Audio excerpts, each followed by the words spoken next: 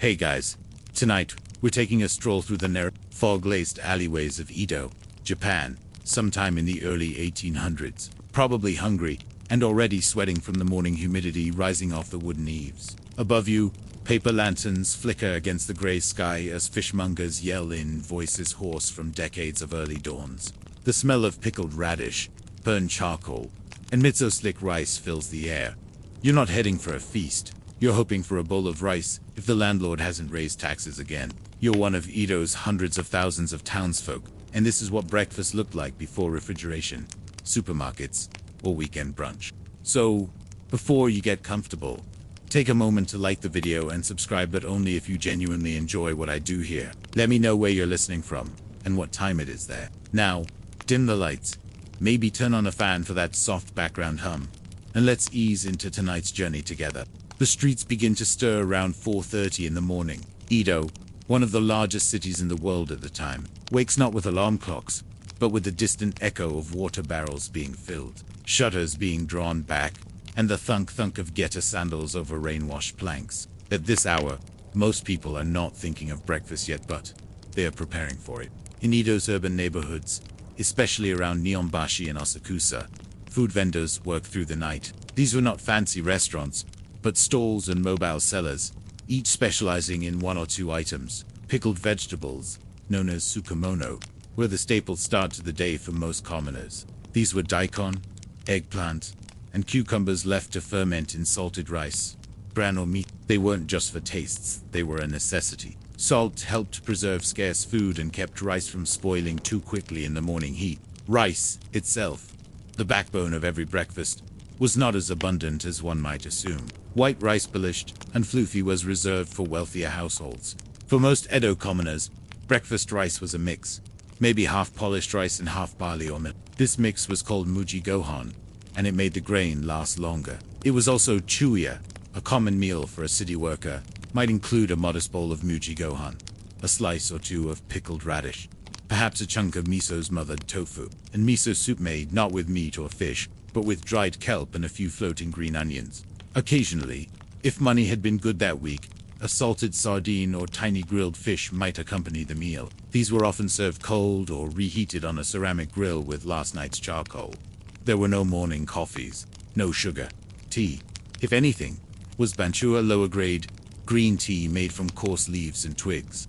This wasn't the prized ceremonial matcha of the elites, but the smoky, tannic drink of workers and farmers. It wasn't even necessarily hot. In the humid months, people drank it, lukewarm or cold from reused bottles. Women, particularly those in merchant households, were often the first to eat and the first to clean. They had to prepare meals for not just themselves and their children, but also the apprentices or Levine workers who were part of many small business homes. In a merchant family's kitchen, an iron pot called a kamado sat in a street corner, its belly blackened from years of use. It boiled water, steamed rice, and simmered pickles, all fueled by chopped wood or dried twigs collected from alleyways. But not everyone had a kitchen. Many poorer residents of Edo lived in single-room row houses with shared facilities. These communal setups meant food was often bought from the street or reheated over small braziers. In these areas, breakfast was often delayed until work breaks, or skipped entirely if funds were low. You might be wondering, how do people stay nourished on such modest meals? The truth is, many didn't. Edo was a city full of energy and innovation, but also malnutrition, dental decay, and exhaustion. Breakfast was meant to fuel the day, but more often, it simply took the edge off hunger. Children, especially, suffered. In poorer districts, they might have only rice gruel or okua, watered-down porridge. That was easy to digest, but nearly devoid of protein. It was common for children to start their mornings with a sip of weak tea and a single pickled plum, then run errands or help their parents until the noon meal. Of course, there were exceptions. Wealthier merchant families might enjoy tamago cake, raw egg cracked over hot rice, with soy sauce. A breakfast still popular in modern Japan. Eggs were a luxury, but chickens kept in backyard coops made them accessible to some. A freshly laid egg, glossy and warm, was seen as a delicacy. Interestingly, one of the earliest fast food items also made its appearance during breakfast hours, sold by mobile vendors with steaming pots.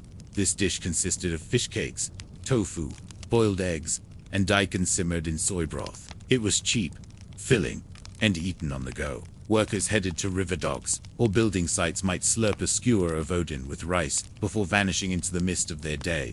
Even the air of Edo smelled of breakfast woods, pickles, fermented soybean paste, and occasionally the faint perfume of grilled fish. But mornings weren't just about eating, they were deeply tied to rhythm and hierarchy. Samurai, for example, ate only after performing their morning rituals and checking in with their lords or clerks. Their meals were more structured, often with formal servings of soup, rice, and side dishes presented in lacquer boxes. Meanwhile, servants waited until later in the morning to eat, often consuming leftovers cold and quickly. The city pulsed in cycles. A whistle here, a temple bell there, a vendor calling out to signal boiled eggs for sale. And amidst it all, people simply tried to get through another morning, upright and hopefully unnoticed by tax collectors or their short-tempered landlords. Still, you have to wonder, how did such a complex city rife with inequality, hunger, and simplicity manage to run so smoothly on breakfasts that wouldn't satisfy a modern teenager? By the time the morning sun began to spill over the tiled rooftops of Ido, breakfast had already come and gone for most. Unlike modern routines that center around leisurely coffee breaks and toast at 8 a.m., Edo mornings were swift and disciplined. Once the food was prepared, eaten, and the dishes rinsed often, with precious leftover tea or grayish water from the communal well, people turned to their work. But the aftertaste of breakfast lingered, not just on the tongue, but in the patterns of social life, class boundaries, and daily survival. Rice, for all its importance, was more than food, it was currency. Literally. Taxes were collected in rice, wages were paid in rice equivalents, and entire class structures were organized by one's access to it. So when you ate your breakfast, you weren't just feeding yourself, you were participating in an economy of grain. For the average townsman, breakfast wasn't a moment of peace, it was tactical. If you were a carpenter or a courier, you had to calculate. Eat too much, and the sluggishness might cost you a job.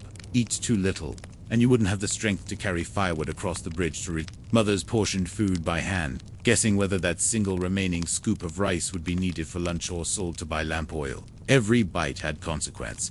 Food also became seasonal. While today we might think of seasonal menus as a luxurious concept, in Edo, it was about survival. In spring, pickled cherry leaves or bamboo shoots might be added to rice. Summer brought cold barley tea and more fermented vegetables. Autumn allowed a brief indulgence, grilled sweet potatoes or chestnut rice, if you were lucky. Winter, however, meant austere breakfasts, maybe a thick miso paste, some kombu, and porridge. Seasonal scarcity demanded creativity. This constant negotiation of food supply shaped daily behavior. Households kept small storage pots of nukazuki, rice, bran pickles, buried in the dark corners of the kitchen. Each family had its own flavor, developed over years of careful stirring, salting, and timing. It was said you could tell a woman's virtue by how well she managed her pickle pot. These pickles weren't just condiments, they were the umami anchor of a poor family's breakfast. Men, in contrast, rarely cooked their own meals. In the lower and middle classes, breakfast preparation was women's labor, quiet, unpaid, and often a wife might rise 2 hours before her husband, light the fire, wash the rice, boil water, and set out the dishes. Then, she would quietly eat her portion last, after serving everyone else. Apprentices, meanwhile, lived under the rule of the shopmaster. A teenage boy training to become a scroll painter, or a getamaker, cold, and with nothing more than a teaspoon of pickled mustard greens on top. Discipline was expected. Seconds were not. But some industries afforded better breakfasts. Fishermen coming back at dawn often cooked simple stews using fish they couldn't sell, and heads and odd bits turned into soup over driftwood fires. These were hearty and oily and filled the stomach long after the sun had climbed. Then there were the temples. Buddhist monks followed rigid dietary guidelines. Their breakfasts were strictly vegetarian and served with spiritual mindfulness. Typically called shijin ryuri, these meals would start with a rice porridge or a serving of pickled vegetables, and some tofu, no miso. Eating was ritualized. The monks would chant before every bite. No grain of rice could be left in eat. And yet, for all this variance, one unifying principle persisted across Edo. Nothing was wasted. Leftovers from dinner became breakfast by default. Soup stock was reheated. Rice was steamed a second time. Even the pickling brine could be reused. or thickened into a salty side dish with chopped greens and sesame. Refrigeration didn't exist, so flavor was shaped by preservation: salt, smoke, fermentation, dryness. Food told time. Even entertainment adapted to this culture of morning meals. Traveling storytellers and street performers often scheduled their routines just after breakfast hours, when workers were most alert and still lingering in public squares. There, you might hear tales of heroic breakfasts, like the legend of a sumo wrestler who ate 6 bowls of rice and a side of miso eggplant before tossing his opponent into the Sumida River. Most knew it was fiction, but the fantasy of gluttony was its own form of comfort. But the truth remained. The people of Edo were mostly hungry, most of the time. Not starving, not in crisis, but operating on a tightrope of calories. Many suffered from beriberi, a disease caused by a lack of vitamin B1, especially common among those who ate only white rice. Others dealt with dental rot from pickles soaked in vinegar. And then there were those who simply collapsed on the job, their breakfast having provided only fleeting strength. Public granaries tried to help, especially during periods of crop failure. Some neighborhoods offered porridge kitchens, communal spots, where the elderly and poor could get a basic meal in exchange for temple labor or small chores. These early forms of social welfare were vital in preserving life during lean seasons. And still, the city ran. By late morning, the smell of breakfast would be gone from the air. Vendors had moved on to selling lunch items: grilled squid, buckwheat noodles, boiled root vegetables. Rice sellers had packed up. Children ran through alleyways, licking salt off old skewers. Breakfast had served its purpose, and its memory was replaced by new concerns: debts to pay, goods to haul, sandals to mend. But a question still lingers, especially for modern listeners used to avocado toast and Instagrammable morning spreads. How did people find joy, or at least routine, in such austere meals? Day after day, year after year. The morning meal in Edo, so modest in form, held a weight that reached far beyond the confines of kitchen walls and ceramic bowls. As the sun arced higher and the shadows of temple gates shortened, breakfast left behind more than just empty dishes. It shaped the pulse of Edo's labor, its etiquette, and even its morality. At its heart, breakfast in the Edo period was a mirror reflecting your class, your lineage, and the fragility of your status. The samurai class, for instance, upheld a tightly regulated breakfast protocol. Although they often lived frugally, they were required to maintain appearances. A typical samurai breakfast, while still restrained, was formal. Lacquered trays, holding a triangle of white rice, clear soup with wakame seaweed, 2 pieces of pickled radish, and perhaps 1 finely grilled fish, fillet, usually mackerel or dried sardine. Everything was arranged with precision. It wasn't about abundance, it was about ritual. Eating in silence was a form of discipline. Even chopstick etiquette mattered. Where you placed them after eating said a lot about your household's refinement. If a samurai's retainers were present, they too followed this model, often with the humbler ingredients drawn from the same table but in smaller portions. By contrast, artisans and street laborers lived on efficiency. Their morning rice came in hand-sized bundles wrapped in bamboo leaves or cloth, eaten standing up on street corners or in shared work sheds. These onigiri, though plain, were a revelation in ingenuities stuffed with umeboshi. And then there were the unregistered workers, the day laborers and rag collectors, who floated beneath Edo's social radar. They ate what they could: leftover broth from food stalls, charred ends of grilled eel, or sometimes just pickled water dropwood, wrapped in paper. For them, breakfast was a daily gamble against starvation. The city had no formal welfare for the truly invisible. Yet, despite this hard line between classes, food, especially breakfast stores, one of the rare every citizen, no matter how high or low, engaged in the act of preparing, sharing, or scrambling for a morning meal. While the shogunate passed complex edicts on hairstyles, clothing, and caste behavior, it rarely interfered with food customs unless famine loomed. In this way, breakfast became a quiet rebellion, a place where households could make subtle choices, preserve old recipes, or improvise with stolen fish guts and call it a delicacy. What's often overlooked is how deeply spiritual breakfast could be. In many homes, especially among farmers and artisans, the first bite of rice was offered to household deities or ancestral altars before anyone else touched their bowl. Even the smallest meal was treated as a shared act with the dead, the gods, or the memory of better times. This blend of scarcity and sacredness continued into Edo's festivals. During New Year's celebrations, for instance, Special breakfast foods were prepared, azonia soup with rice cakes, vegetable, and sometimes dried fish was served first thing in the morning.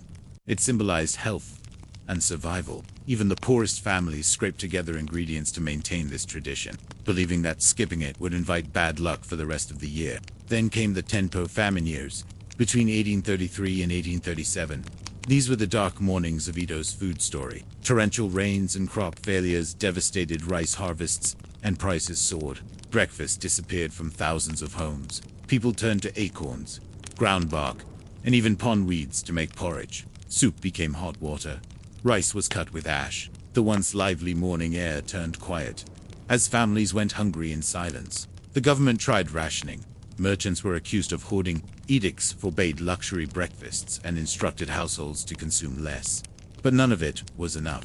The trauma of those years left a permanent scar on how people regarded the first meal of the day. It became a symbol of gratitude, not just nutrition. Those who had survived remembered the taste of plain barley rice with affection. To have anything at all was a blessing. Still, the city endured, and eventually, as weather improved and harvest returned, so did the smells and sounds of breakfast. More vendors emerged, selling soy-glazed tofu skewers, miso porridge, and grilled vegetables on little carts. Children once again walked to school with satchels tied at the waist, carrying rice balls wrapped in edible kelp. Morning meals, though never grand, became reliable again. The long tail of breakfast traditions extended even into the Meiji era, when Japan opened to Western influences. Suddenly, bread and milk appeared in port cities. But in Edo, now Tokyo, the old patterns held fast. Many families still began their day the way their ancestors had. A bowl of rice, a cup of tea, a salty pickle, quiet, minimal, resilient.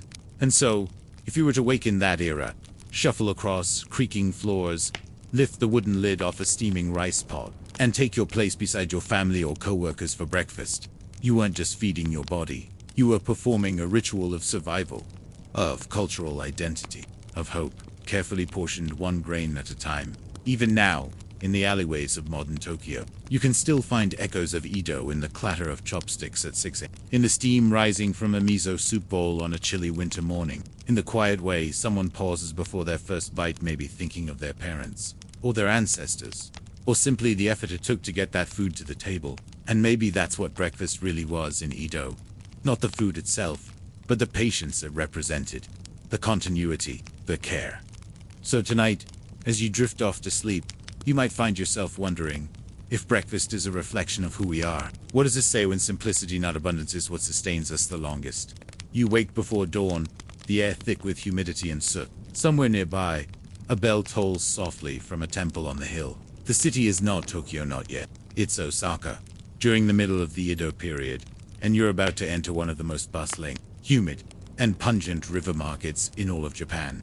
Unlike Edo, which stood as the shogunate's polished political capital, Osaka was the belly of the nation. If Edo wore robes and swords, Osaka wore aprons and debt ledgers. This was the merchant city, the kitchen of Japan, where goods were traded, salted, fermented, boiled, and shipped down the Yodo River to feed the empire's endless appetites. And in the morning, that work began with breakfast if you could find the time for it.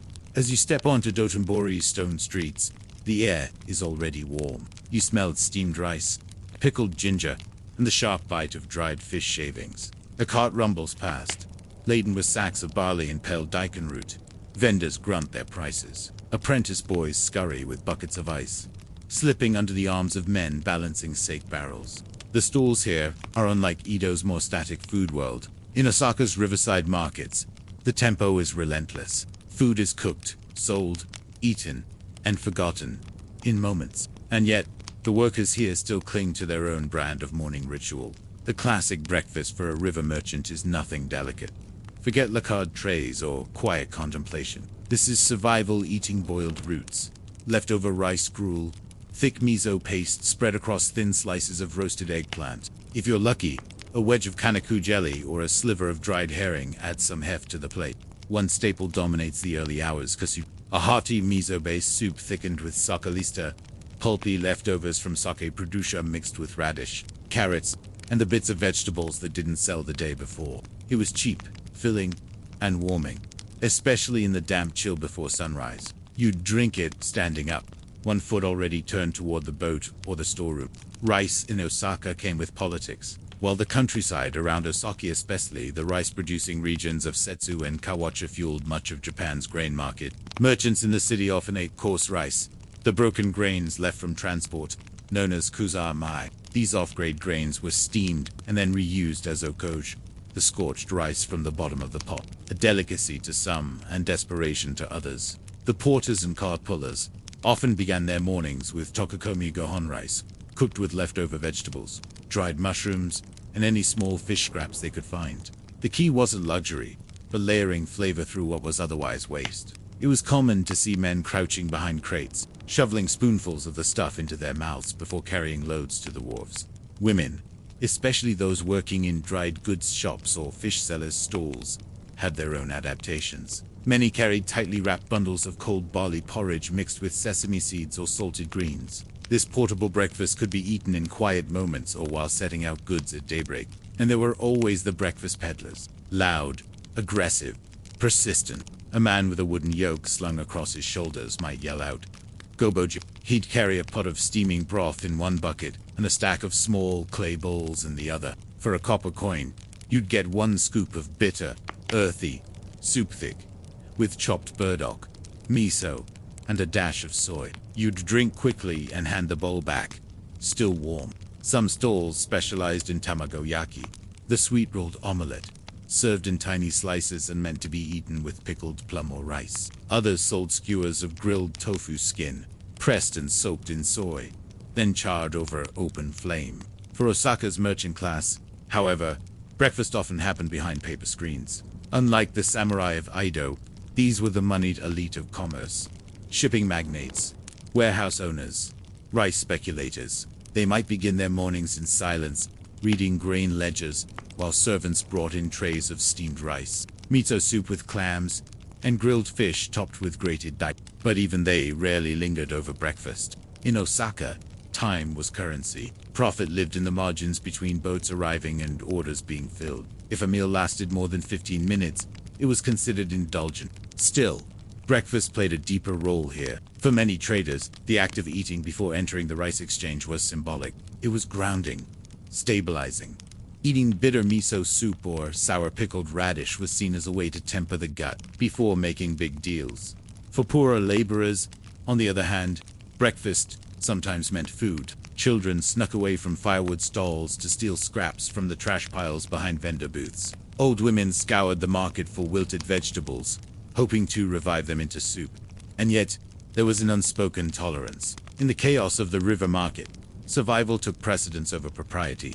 The city's geography made breakfast precarious. Floods from the Yoda River could spoil grain stores overnight. Sudden fires, which swept through Osaka with terrifying frequency, often began in early morning hours when cooking fires burned unchecked. While families rushed to open their shops, breakfast was not just nourishment, but danger.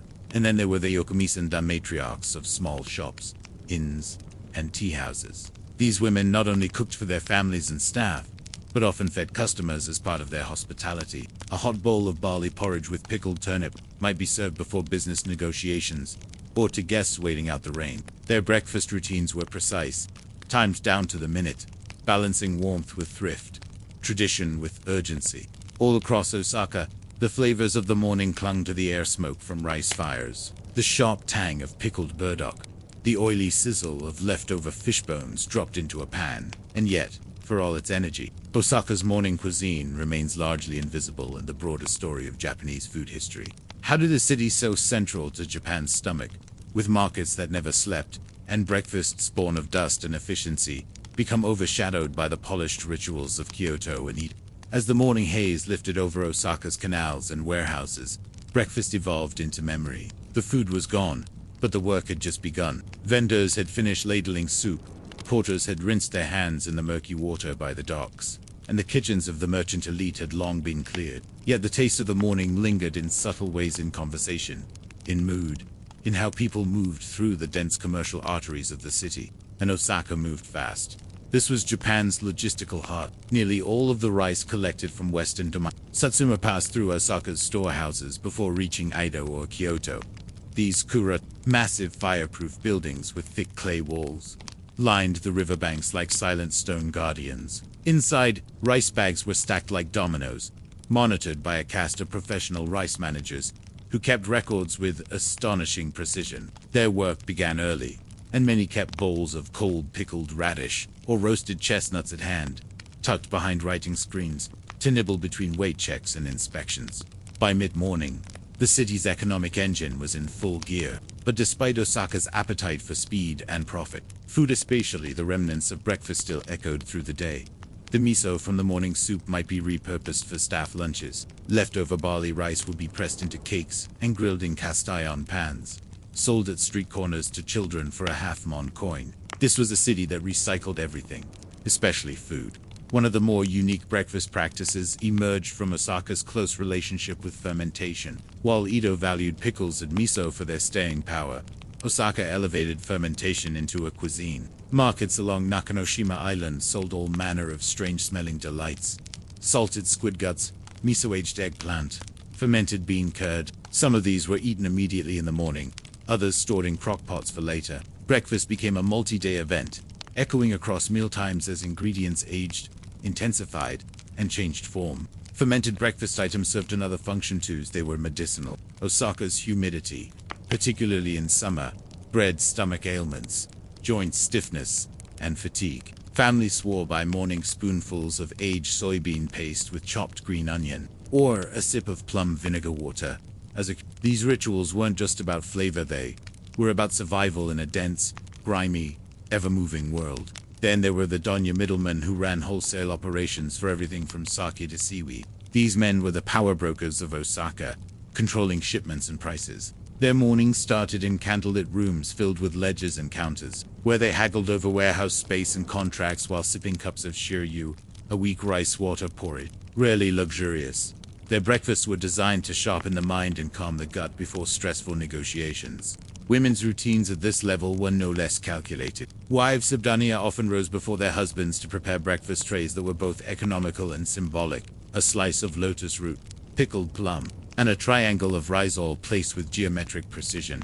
These women managed not just households, but social networks. The right breakfast could set the tone for a business deal, a marriage meeting, or a seasonal gift exchange. In more common households, morning routines blurred the lines between domestic labor and public life. Osaka's architecture, narrow townhouses with open fronts, meant that neighbors often watched each other's lives unfold. Breakfast smells drifted across alleys. The sound of miso being stirred in one kitchen could be heard by 5 others.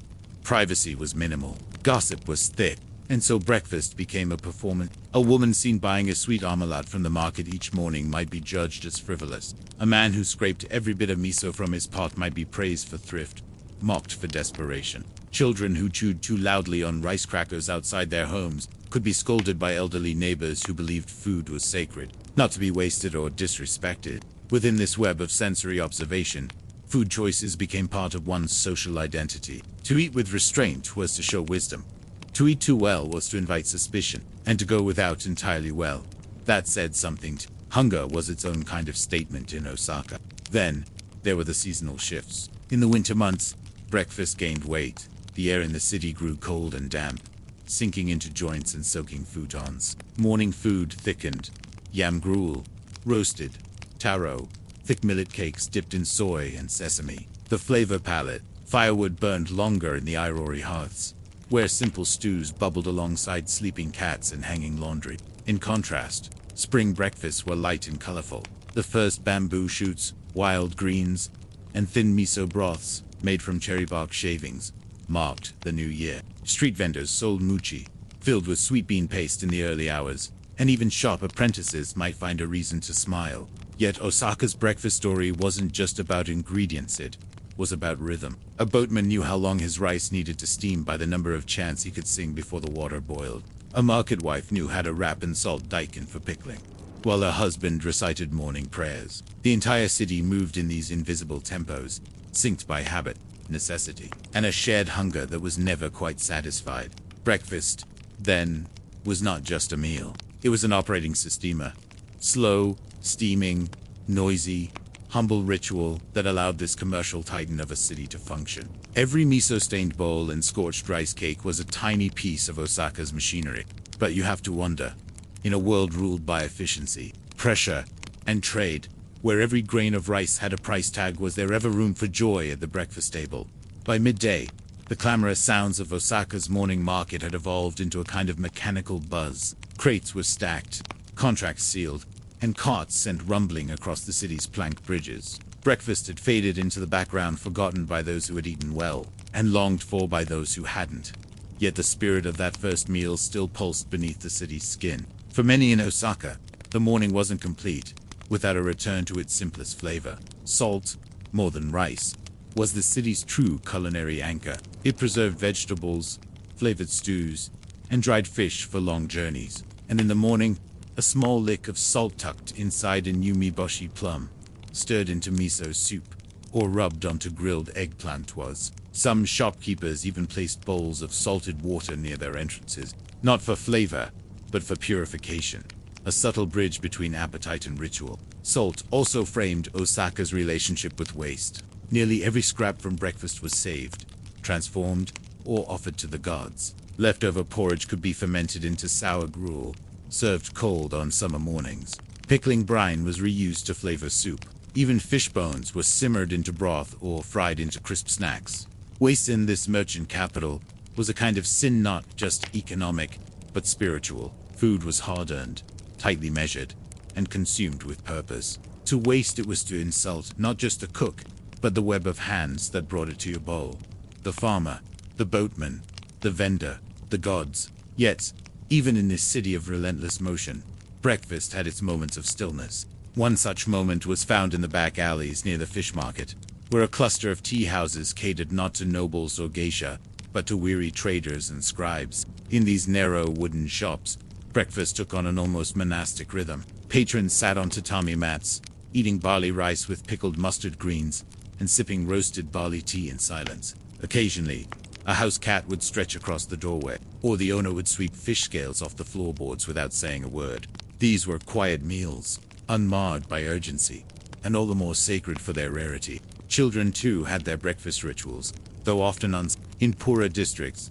They might crowd around rice cellars, sniffing the steam and hoping for scraps. A few sen could buy a rice ball, still warm, filled with miso or dried anchovy. They'd eat quickly, shoes barely tied, then run off to deliver goods or fetch water. And then there were the orphans and cast-offs, the boys who lived beneath store awnings or in the shadows of Seika warehouses. For them, breakfast might mean dipping fingers into discarded miso paste, or licking the glaze off a half-eaten mochi. Some learned to survive by sweeping courtyards in exchange for food, memorizing the best times to beg, the kindest faces to ask. In rare moments, Osaka's elite intervened. Certain okamists and strong-willed women who ran entire restaurant kitchens kept morning soup pots on the boil for anyone in need. The poorest could approach and, without speaking, be handed a scoop of barley and broth.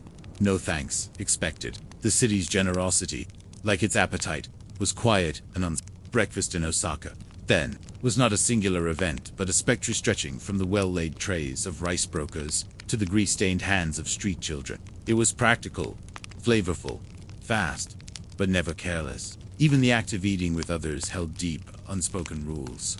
Slurping was acceptable. Talking with your mouth full was not. Compliments were rare. Silence was approval. Meals were eaten shoulder to shoulder, but rarely eye to eye. And yet, in that shared silence, something more profound existed. Unity, continuity, an understanding that life, like the rice pot, had to be stirred, scraped, and endured one layer at a time. As modernization crept in during the late 19th century, telegraphs buzzing, railroads whistling, the breakfast habits of Osaka began to shift. Coffee houses opened in Western-style hotels. White bread appeared. Morning tea was poured from porcelain instead of clay. Still, the older patterns lingered. Even today, if you step into a back alley in Osaka just after sunrise, you'll find a tiny kitchen, a boiling pot, and someone quietly sipping soup beside a bamboo basket of pickles. Maybe they're on their way to a modern job. Maybe they're just keeping an old rhythm alive. Because in Osaka, breakfast has never been about luxury or display. It's about motion, memory, heat, steam. And as you think back on those riverside mornings of boiled roots and miso. Of crowded docks and one scoop soups, you might begin to wonder, can a city that eats in a hurry still taste its history, one salty bite at a time? You rise before the bell tolls. The air is still and heavy with the scent of pine wood and ash. Outside the sliding paper screen, the courtyard stones glisten with dew, and a solitary bamboo fountain clacks in rhythm, emptying its weight against a stone basin before filling again. You are inside the residence of a Hatamoto, one of the direct retainers of the shogunate soon. But not yet. This is not Edo's merchant quarter. This is the upper tier of samurai life, where obedience, hierarchy, and silence dominate the morning as much as miso and rice. To be born into this world is to rise each day under the weight of duty, not appetite. You eat not to satisfy hunger, but to prepare for service. The daily routine begins at dawn. A servant quietly opens the outer doors to the garden and begins sweeping fallen leaves from the stepping stones. Within the residence, sliding screens are drawn back to let in the filtered morning light. The samurai's wife, if he has one, arises before him and coordinates the household staff. One to draw water, another to stoke the kitchen fire, and another to set out the trays. The Hatamoto class represents the upper echelon of the samurai hierarchy. These men serve directly under the Tokugawa shogunate and are entitled to stipends and land, though not always wealth. Their lives are marked by ceremony and restraint, and nowhere is this more evident than in the composition of their breakfast. A typical morning meal for a Hatamoto consists of a bowl of white rice, polished to a shine, prepared precisely. The rice is never mixed with barley or millet, unlike the commoner's fare. Miso soup, simple but refined, often with slices of tofu, wakame seaweed, or thin kati. The broth is delicate, never overpowering. Grilled fish, frequently dried horse, mackerel, or sea bream, lightly salted and presented whole on a flat ceramic dish. Pickled vegetables, such as takuan, and seasonal greens preserved in brine. A side of sukadani, tiny bits of seaweed, fish, or vegetables simmered in soy sauce and mirin. This is not a meal for indulgence. Every item is portioned modestly, plated with care, and presented on individual lacquered trays. Each member of the household receives their own setting facing forward, back straight, sleeves tied neatly. The Hatamoto himself eats in silence. Conversations are considered inappropriate during the morning meal, unless strictly necessary. Even children are expected to observe this quiet discipline, lifting their bowls with two hands, sipping from the side, and never letting chopsticks clack against ceramic. In samurai households, breakfast is the first opportunity of the day to practice re-guide the formal etiquette that governs every action. A misstep, even at the table, reflects poorly on the house and its honor. Young sons are taught to bow before receiving food. Daughters learn to monitor the temperature of the rice pot with the back of their hand. The kitchen maid bows before entering with the soup tray, and again before retreating. While the food is humble, the ritual is rigid. The preparation, however, begins long before the meal is served. In the rear kitchen, servants quietly mill about. The Kamado stove is already red-hot from its morning fire, rice steaming in its iron pot. Pickles are sliced with a rhythm learned through years of repetition. Fish is grilled on clay tiles, over glowing coals, rotated slowly, to ensure even searing without charring. The kitchen itself is a site of hierarchy. The senior cook directs the timing with silent nods, while apprentices prepare vegetables or pour tea into porcelain cups. Nothing is done hastily. In this house, even breakfast is a form of martial practice. Precise, silent, composed, and yet, beneath this order, there is a quiet tension. The Edo period was one of relative peace, but that peace created a problem for the warrior class. With no battles to fight, no enemy to confront, many samurai found themselves adrift retainers in a peacetime bureaucracy, paid in rice stipends and expected to embody stoicism in a changing world. In this context, breakfast became a stabilizer, a ritual that connected them to the martial code of their ancestors. Even as the realities of daily life became increasingly administrative, the morning meal was the one part of the day untouched by paperwork or politics. In the quietude of pickled daikon, in the warmth of miso broth, there remained a sliver of ancient rhythm. Not all Hatamoto houses were alike. Some were wealthier than others. Some supplemented their income through teaching swordsmanship or calligraphy. In these homes, breakfast might include luxuries, a raw egg to mix into hot rice, or sweetened black beans reserved for feast days. But these were exceptions. Most Hatamoto lived modestly elevated in status, constrained in wealth. Their kitchens reflected this contradiction. A shining set of bowls and lacquer trays might be all they had of the rest ingredients, tools, firewood had to be stretched thin and used wisely. Meanwhile, outside the gates of their compounds, Edo buzzed. Fishmongers, vendors, apprentices, all bustled through the streets by the second hour of the day. The world outside was noisy, chaotic, improvised. But inside the samurai home, breakfast remained suspended in stillness. That stillness wasn't just about manners, it was protection. For the Hatamoto, whose role depended on image and discipline, control at the breakfast table reflected control in life. A messy bowl of soup, a loud slurp, a wrinkled garment. These things weren't merely sloppy. They hinted at a broader unraveling. And in the cutthroat world of shogunate politics, even small details could be interpreted as moral failing. It is easy to romanticize these scenes. The polished trays, the morning light, the careful bows. But living within this silence required constant vigilance. The weight of honor pressed even onto the pickled plum on your plate. No part of breakfast was exempt from scrutiny. And so, as you sit cross-legged in this tatami room, listening to the faint clink of bowls, steam curling from your rice, and the ever-present silence, you might begin to wonder, how did it feel to start each day knowing that even your breakfast was a test of your worth? The sun has fully risen now. Light spills gently through the wooden latticework of the samurai residence, catching the soft fibers of tatami mats and warming the lacquered bowls that have just been cleared. But the silence still holds. Breakfast is over. Yet, for a Hatamoto household, the ritual doesn't end with the final bite of pickled plum or the last sip of miso broth. The act of finishing the meal, of wiping the edge of the rice bowl clean, folding the cloth napkin, and bowing silently toward the kitchen is just as deliberate as the meal itself. In these homes, even the aftermath of breakfast is scripted. A servant retrieves the trays without eye contact. The bowls are carried back to the kitchen along a fixed route, never passed through the formal hall, never seen by guests. The remaining scraps, never discarded, are catalogued, cooked, and sometimes repurposed for staff meals or offered at the household shrine.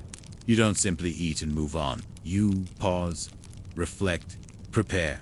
For the head of the house, that preparation might include inspecting his sword, checking reports from the previous day's duties, or reading correspondence from Edo Castle. For his wife or mother, it means attending to household accounts, reviewing the day's seasonal chores perhaps, inspecting the rice supply or ordering more charcoal for the coming rains. And always, the children are watching. Boys born into Hatamoto families begin learning table etiquette as soon as they can sit upright. At 6 or 7, they are expected to hold chopsticks correctly, bow before meals, and mimic the unspoken gestures of their father. One small slip, a clatter of wood, a droplet spilled merits correction. Sometimes gentle, sometimes not. Girls, though often excluded from the path of the warrior, are trained no less rigorously. Their tasks lie in the shadows of the kitchen, learning the rhythm of rice washing, the balance of miso paste, the unspoken protocol of household presentation. Breakfast is their classroom, and in the corner, barely seen, the household's most senior Savantha Kame linger, sipping the cooled remains of his own meal. He's a quiet observer, a man who has seen decades of Hatamoto discipline unfold each morning. He knows which sons are to brash with their rice bowls. He sees when the cook is 3 seconds late with the soup. He files it all away, silently, because in this world, nothing, especially not breakfast, is ever just about food. The kitchen, meanwhile, begins its transition. Charcoal embers are banked carefully to preserve warmth for the noon meal. The fish grill is scraped clean with a bamboo whisk. The rice pot is inverted to dry. Utensils are rinsed in cold water and placed on a sunlit sill to dry. There are no clocks in the kitchen, only habits. A well-run household doesn't need to be told what time it is. The angle of the light, the sound of the neighbor's chickens, the temperature of the stone floor beneath the stove. All. Breakfast for the samurai is also about timekeeping, about anchoring the day to something ancient, something immovable. But time itself was starting to change. In the Medo period, especially under the rule of Tofu, reforms swept through the bureaucracy. Hatamoto were increasingly required to account for their stipends, document their expenditures, and modernize their household affairs. The breakfast table, once a quiet sanctuary of simplicity, became more pressured. Cooks had to economize, wives had to stretch supplies further, and samurai themselves began receiving detailed instructions about acceptable food expenditure. This was especially difficult for lower-ranking hut who still lived within the strict codes of samurai conduct, but on meager stipends. Some had to pawn heirlooms just to afford polished rice. Others found clever substitution turnips instead of daikon barley mixed into their rice, without telling the children, and still, the performance continued. To the outsider, the breakfast tray appeared unchanged, but to those within, each item carried hidden weight. That small slice of grilled fish might have cost an entire afternoon's errand by a servant. The miso might be thinned slightly more than it used to be. The pickled greens harvested a little too early, because the garden wasn't doing well. In this way, breakfast was both nourishment and theater. It fed the body, yes, but it also protected the illusion of stability. Hatamoto women bore much of this burden. They were expected to keep the household dignified, no matter what economic trials lay beneath. They oversaw the kitchen accounts, rationed soy sauce, monitored the charcoal supply, and negotiated with vendors all before the first light of dawn. Their performance began even earlier than their husband. Still, within all this restraint, there were small pockets of joy. Some households celebrated birthdays with a sweet red bean porridge. Others included seasonal treats such as sakura pickled leaves in the spring, or roasted chestnuts in autumn on feast days. Children eagerly awaited the days when breakfast included a raw quail egg to stir into their rice, or the luxury of grated yam, thick and sticky, served in a lacquer bowl. These moments were brief, quiet, and never spoken of too loudly, but they mattered. And on certain rare days, when a relative returned from service in another province, or a poem one praised at a gathering, or a child passed an exam at their temple school, the household might rise just a little earlier. The miso soup might carry more vegetables. A second pickle might appear on the tray. The head of the house might, for once, permit a smile, because for all its discipline, all its silence, the samurai breakfast was still a human thing, a thread connecting duty to affection, past to present, hunger to memory. Still, you can't help but wonder, in a house where everything is measured, where even soup is bound by honor, was there ever room for desire? The third hour of the day has passed. Morning shadows shorten beneath the eaves, and the house grows quiet again, but not the kind of quiet found at the table earlier. This is the silence of separation, as each member of the Hatamoto household moves into their daily responsibilities. The breakfast trays are gone, the fire has cooled, and the only lingering sign of the meal is the faint scent of charcoal and fermented miso wafting from the kitchen corridor. For the head of the household, a samurai sworn to the Tokugawa regime, the day begins in full. He may report to the castle, attend administrative duties, or oversee minor disputes among subordinates. He carries in him the calm, composed discipline, cultivated over years of repetition. That ritual was never about indulgence. It was about preparing to embody restraint. But what of those who do not leave the house? What of the wives, the daughters, the elderly mother who remains seated in the shade, folding a damp cloth? For them, breakfast leaves a different kind of residue, a continuation of caretaking, quiet, judgment, emotional management. The household must be maintained in balance, and that balance begins with rice, miso, and observation. Though outsiders might assume that samurai breakfast was an austere, repetitive, and humorless routine, and in many ways, it also functioned as a signal system. A wife could judge her husband's state of mind by how he ate his fish. Was the flesh peeled in careful strips, or hastily torn? Was the rice bowl finished, or left half full? These silent cues meant far more than spoken words. Children learned to read them too. In a culture where open emotion was discouraged, the breakfast table often served as the only moment where vulnerability could be glimpsed. A hand that trembled while lifting a bowl, a sigh between bites, an unfinished side dish. These were not breaches of etiquette. They were cracks in the armor, carefully noticed, gently acknowledged, and never named. Among the servants and lower retainers, breakfast was simpler, but no less significant. These men and women rarely sat down to eat. They crouched on floorboards beside the kitchen, sharing bowls of barley porridge, leftover rice, or pickled greens in silence or hushed chatter. Still, they maintained the rhythms of the household, synchronized by sound: the clink of a ladle, the closing of a shiji screen, the ring of a bell down the street signaling the third hour. Sometimes, the meals of servants overlapped in flavor with the lords of the house. After all, the pickles came from the same vat, the rice was scooped from the same pot, the miso paste, thick and dark, was stirred by the same hand. But the context made all the difference. For the retainers, food was survival. For the samurai, food was form. And yet, the lines between survival and form were never entirely rigid. Over time, many lower-ranked samurai families teetered closer to poverty. Some even took up secondary occupations writing. Others married into merchant families, subtly bending the class codes of the time.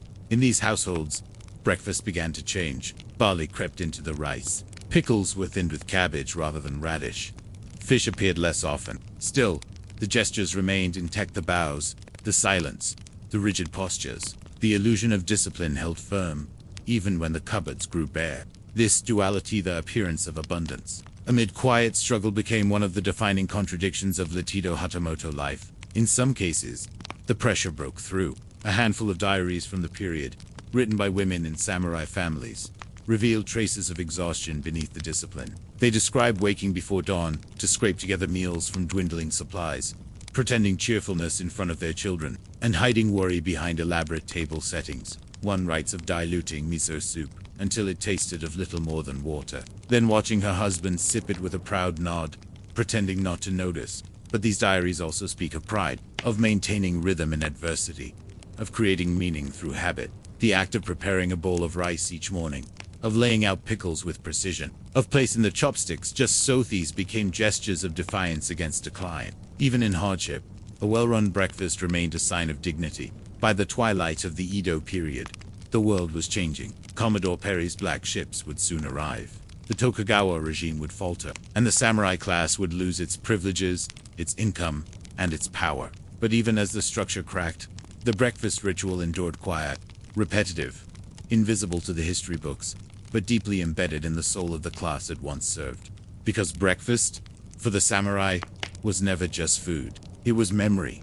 It was training. It was discipline written into rice grains and grilled fish. It was the first armor man put on each day, and perhaps, in the end, the most enduring one. So as you drift towards sleep, with the soft image of miso steam curling into the morning air, you may find yourself asking, when a way of life disappears, does the ritual remain? The wind is sharp this morning, cutting through the narrow alleys of Osaka and Edo like a blade.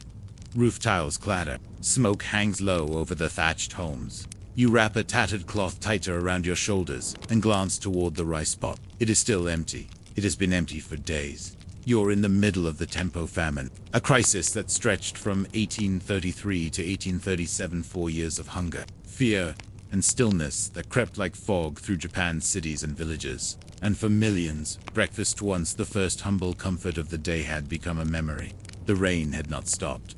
The harvest had failed. The usual rhythms of rice planting, millet boiling, and miso fermenting had collapsed into a cycle of rot, delay, and disappointment. For the average family merchant, farmer, artisan, or samurai, survival came down to a simple, bitter question. What do we eat when there is nothing left? Before the famine, breakfast had been modest but predictable. A bowl of rice, miso soup with tofu or seaweed, pickled radish, occasionally a dried fish or an egg on feast days. But now, all of that had withered. Fields were flooded. Stores were empty. Rice, a staple and a currency, was too expensive for most to afford. And when it did appear, it was often old, broken, and spoiled. In its place came barley husks, wild grasses, and acorns. Farmers ground bark into powder to stretch their porridge. City dwellers lined up for soup kitchens run by Buddhist temples, hoping for a scoop of millet gruel or a palm-sized rice ball. Children scraped miso from barrels, licking the paste directly from their fingers. Miso became the lifeline. Even when rice vanished, miso endured. Fermented and long-lasting, it could be mixed with hot water to create a kind of broth, thin, salty. It was said that a tablespoon of miso could hold a man upright for half a day. In this way, miso replaced breakfast itself. It became both food and symbol, the flavor of struggle, the scent of resilience. Yet, miso could not be eaten alone forever. Its flavor began to haunt more than comfort. Villagers told of children who refused it, having grown sick from drinking nothing else. Others spoke of people so hungry they consumed miso barrels, whole chewing the soaked wood staves, hoping to extract even a little nutrition. City life, during the Tenpo famine, changed dramatically. In Edo, merchants shuttered shops. Temples opened their doors. Wealthier families tried to hide their abundance, fearful of theft or mob violence. Meanwhile, At dawn, the streets filled with linesmen, women, and children, waiting for bowls of thin soup. One by one, they crouched near temple gates or public granaries, warming their hands over communal fire pits, eyes downcast, stomachs empty. In Osaka, the river markets fell quiet. Barges that once arrived full of rice, salt, and dried fish were replaced with silence. The rice brokers, once powerful, faced public backlash. Many were accused of hoarding. Riots broke out. Storehouses were raided. Ash rained down on morning fires. But even among this collapse, the structures of daily life persisted shakily. Mothers still woke early to boil water, even if they had nothing to place in it. Fathers still sat with their backs straight, eaten from empty bowls for their children's sake. Ritual held on long after substance had vanished. And still, miso returned again and again. Households began fermenting whatever scraps they had. Soybeans, yes, when they could find them, but also crushed peas, wild roots, even spoiled rice. Salt was precious, and fermentation was erratic, but the effort itself became an act of resistance. Entire families gathered to stir bubbling pots in back alleys, hoping to reclaim even the faintest trace of nourishment. One boy's diary, discovered years later, described his family's breakfast during the famine as water-colored, brown, and salted with tears. He remembered the bowl clearly. He remembered the silence at the table, and he remembered the smell of miso. It never left him. The famine also changed how people saw one another. Before the Tenpo years, breakfast had been a private affair, within the family, quiet, controlled. But now, meals became public lines, soup stations, shared bowls. You saw your neighbor's desperation in the way she licked her hands. You saw your own reflection in the cracked spoon of a stranger. And in some corners, compassion grew. Temple monks distributed fermented barley soup to passers-by, even when their own stores ran low. Merchants who had once measured rice grains by weight gave away entire bags to their workers. Wives of daimyo families wept behind silk curtains as they watched beggars sleep beside their garden walls. Yet no amount of kindness could stop the weather. Floods continued. Crops failed. The sun rarely broke through. In some mountain regions, entire villages vanished. In the cities, the toll was Kwairoa. Missing boy here. An elderly woman found motionless on a bridge at dawn. But the mornings continued. And with them, the ritual of eating, no matter how hollow. By 1836, in the third year of the famine, things reached an end. Reports from Osaka told of people boiling leather, drying seaweed scraped from dark walls, or grating tree bark into a paste. Even rats disappeared. In Edo, breakfast became almost entirely symbolic, a sip of hot water, a taste of miso on the tongue, a prayer to hold on. And still, people held on. Because even in a world collapsing around them, breakfast, however, broke and anchored them to the idea of tomorrow. But what happened when even miso ran out? The year is 1836, and the color has drained from the kitchens of Japan. Not just from the food, though. What remains is a pale, gray slush of boiled root scraps and salted bark, but from the people themselves. Faces thin, eyes hollow, clothes hang loose where flesh has disappeared. And across both city and countryside, the mornings are still, but not peaceful. They are heavy. In most households, breakfast has become an act of memory rather than sustenance. The ritual continues. Water is boiled. Bowls are set, but the contents are ghostly. In some homes, families pass around a single daikon leaf or a spoonful of pickling brine to smear on the lips, letting the sharp tang awaken the senses. For those fortunate enough to still have miso, a few drops are diluted in a wooden ladle of hot water, swirled and shared among all.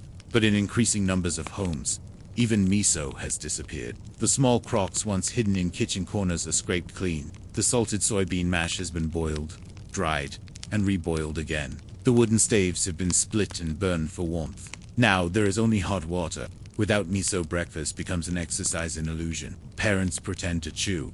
Children lick their bowls. Grandparents stare blankly at their hands. Still, they rise with the sun, sweep the floors, and place the bowls in front of the household, altar hoping that discipline might outlast hunger. And some, remarkably, still believe it will. In the temples, monks preach patience. In the towns, officials post notices of relief that never quite materialize. In the farming villages, elders urge the young to endure, to remember the old famines, the old stories, the old recoveries. But the young are hungry now. In Edo, the tenement neighborhoods of Asakusa and Kanda, are filled with coughing. Children line up barefoot for monk-run soup lines, where a bowl of millet gruel might be all they eat for the day. The lines stretch around corners. People sleep in them overnight. Some die in them. The government's response, though not entirely absent, is sluggish and insufficient. Emergency granaries are opened, but corruption and hoarding sabotage their reach. Rice meant for the starving is intercepted by local lords and sold to merchants. Some of it never makes it to the people at all. Meanwhile, the price of rice climbs so high it becomes cruel. A bowl of ordinary white rice, once the anchor of every breakfast, is now as valuable as a laborer's weekly wage. For many, it may as well not exist. Even barley, the poor man's staple, becomes a luxury. People resort to rice husks, dried bean pulp, and the leavings of millstones. In Osaka, a city built on trade, the famine bites hard. Merchants accustomed to commerce now guard their stores with spears. Rice brokers are attacked in the streets. Angry mobs overturn food stalls, breaking into warehouses only to find them nearly empty. In the early hours of the morning, the riverside market, once filled with fish, pickles, and the smell of grilled tofu, is quiet. Just a few piles of rotting vegetables, a bundle of firewood too expensive to burn, and through it all, miso remains the symbol. Not because it is plentiful, but because it lingers in memory. A mother remembers stirring it to porridge when her child was an infant. A farmer recalls trading it in sacks to Edo peddlers in better years. A monk reflects on the fermentation barrel, once bubbling in the temple storeroom, now cracked and dry. When spoken of, miso has become less an ingredient and more a point of longing, a sign of a world where breakfast had shape and warmth, where life followed rhythm. And yet, some try to recreate it. In coastal towns, people ferment chopped seaweed with brine and wild herbs, mimicking miso. Others grind roasted chestnuts, mix them with moldy rice, and wait. The flavors are never quite right, too sharp, too sour, too bitter, but the intent matters more than the taste, because in famine, food is meaning. Breakfast, even in its absence, remains a framework. People get up, they prepare, they gather. Even when there is no food, there is still the act of readiness, and in that act, there is hope. Yet, not all endure. Diaries from the time recount the quiet fade of entire households. A servant who sat down to eat but never stood again. A child who wandered into the forest to look for roots and did not return. A grandmother who gave her share of soup away until her hands stopped moving. The poet Etagaki Ringatsu, a Buddhist nun and calligrapher, wrote during this period of a morning when she prepared her tea with no leaves, stirred her soup with no flavor, and sat before her altar with only memory. Her words were simple. This morning, no rice only, the shape of the bowl. I bow to it anyway. Still, community held on. In some towns, neighbors pooled scraps into communal pots. In villages, small shrines to the kitchen god were cleaned and honored, even if they had nothing to offer. Children drew pictures of rice balls on the walls. Adults whispered recipes as if invoking a spell. And always, the sun rose. The famine did not just strip away food. It stripped away the idea of certainty. That rice would be there. That miso would be bubbling. That breakfast would arrive. In its place came improvisation, patience, and pain. But still, each morning, people gathered their bowls, filled them with water, sipped slowly, and waited for something better. Because even in the depths of the tempo famine, as harvests failed and cities grew quiet, one question echoed through the kitchens and courtyards of Japan. What does it mean to keep eating, when eating no longer means survival? By 1837, the famine had reached its final, most brutal stage, and with it, the sound of breakfast, the crackle of firewood, the steam rising from rice pots, the murmur of quiet morning greetings, had all but disappeared from the daily rhythms of much of Japan. In its place came silence, a silence not of peace, but of exhaustion, and of enduring, not because life was sweet or promising, but because there was nothing else to do but go on. The tempo famine did not kill as swiftly as war, nor as loudly as plague. It starved the body slowly, painfully. It withered ambition, drained strength, hollowed out communities. And yet, every morning, countless people still attempted to perform the gestures of daily life, including breakfast. The bowls still came out. The fires were lit when possible. Ash was scraped from cooking stones, hoping there was warmth left. People crouched in corners with their hands around teacups, full of boiled water and bark, a pinch of seaweed, a thread of pickled ginger. Anything. For those still able to walk and work, Breakfast was both memory and momentum. In Edo, many relied on tokidashi soup kitchens run by temples and shrines. These offered thin barley gruel, salted radish water, or on rare occasions, a ladle of miso broth. You waited in line in silence. You sat beside strangers, cradling the bowl as though it were your only possession. You ate slowly, not to savor but to prolong. In Osaka, city officials attempted limited reforms. They issued ration tickets, encouraged the planting of urban gardens, and forced rice brokers to open their stores. But the systems collapsed under the weight of scale. There were too many mouths, not enough grain. Corruption leaked through every level. Still, some people survived not by fortune alone, but by resilience, cleverness, and an almost spiritual relationship with breakfast. These survivors found food in the margins. Weeds boiled into soup, snails harvested from riverbanks, insects ground into paste. One community fermented chopped ferns with salt and vinegar, and called it yama miso. It was bitter and wild, but it kept their families alive. Others dried orange peels and beet stalks into powder, mixed with tea leaves and sea salt, and drank it each dawn like a tonic.